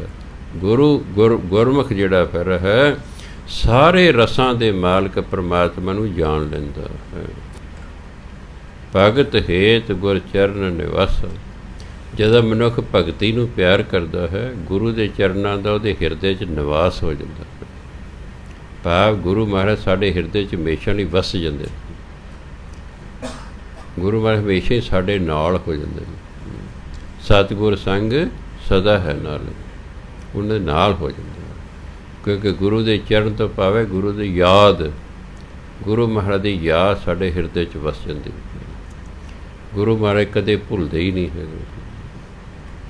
ਨਾਨਕ ਹਰ ਜਾਣ ਕੇ ਦਾਸਨ ਦਾਸ, ਇਸ ਤਰ੍ਹਾਂ ਜਿਹੜਾ ਮਨੁੱਖ ਹੈ ਪਰਮਾਤਮਾ ਜਿਹਨੇ ਜਾਣਨੇ ਭਗਤ ਨੇ, ਉਹਨਾਂ ਦੇ ਦਾਸਾਂ ਦਾ ਦਾਸ ਹੋ ਜਾਂਦਾ। अला कह चलो जी जे मैं भगत नहीं तो वो भगतां दा दास बना दो, जे भगतां दा दास नहीं बनाते जिहड़े भगतां दे दास ने उहदे ही मैनूं दास बना दो कुछ तो बना दो। इस कर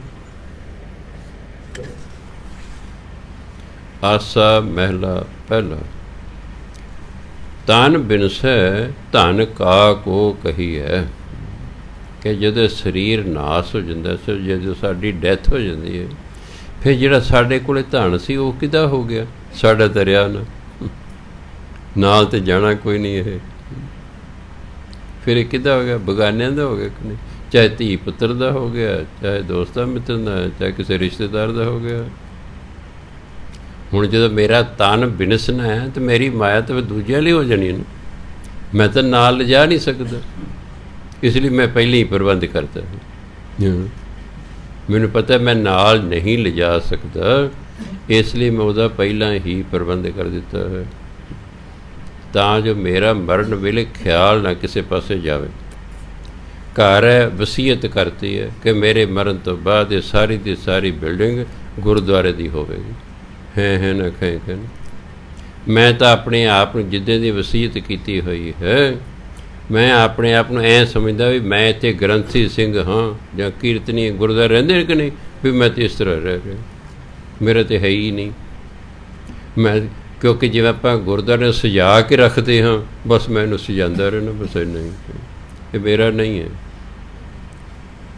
क्योंकि मिस्र दे जिउंदे जी ही असीं वसीयत करती सी, फिर क्योंकि उन्हां दी डैथ हो गई फिर वो वसीयत फिर काम नहीं करती हुंदी, फिर वो वसीयत कैंसल करा के पिछले साल 23 दसंबर नूं खरबंदा साहब मेरे नाल सन, फिर मैं ये वसीयत करके अपने वल्लों वसीयतां करती तां जो मगर कोई रौला गौला ही ना रहे, ना मेरा ध्यान जावे, मेरी माया भी उसका की बनेगा, उन्होंने कौन लैके जाएगा, की करेगा नवेड़ता। 23 दसंबर पिछले साल मैं खरबंदा सानू उत्थे ही किया सी, किहड़े तहसील हुंदी हाँ उत्थे मैं खरबंदा साहब जो मैं करना सी वो मैं कर दिता है।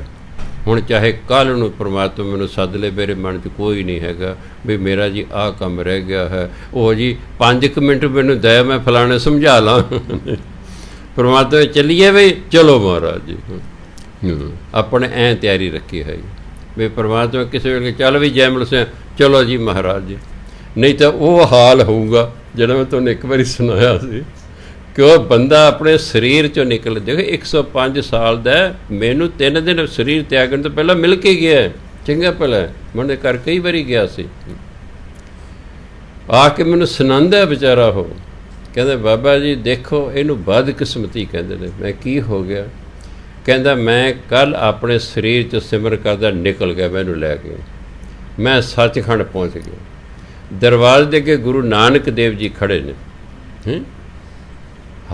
वो कहते मैनू अंदर लै गए, उन्हें सारा सचखंड मैनू विखाया, मैनू कहते हुण तेरी की सलाह है, कहते देखो मेरी बदकिस्मती, मैं कह जी जिथों मैनू लियाओ उत्थे छड्ड आओ।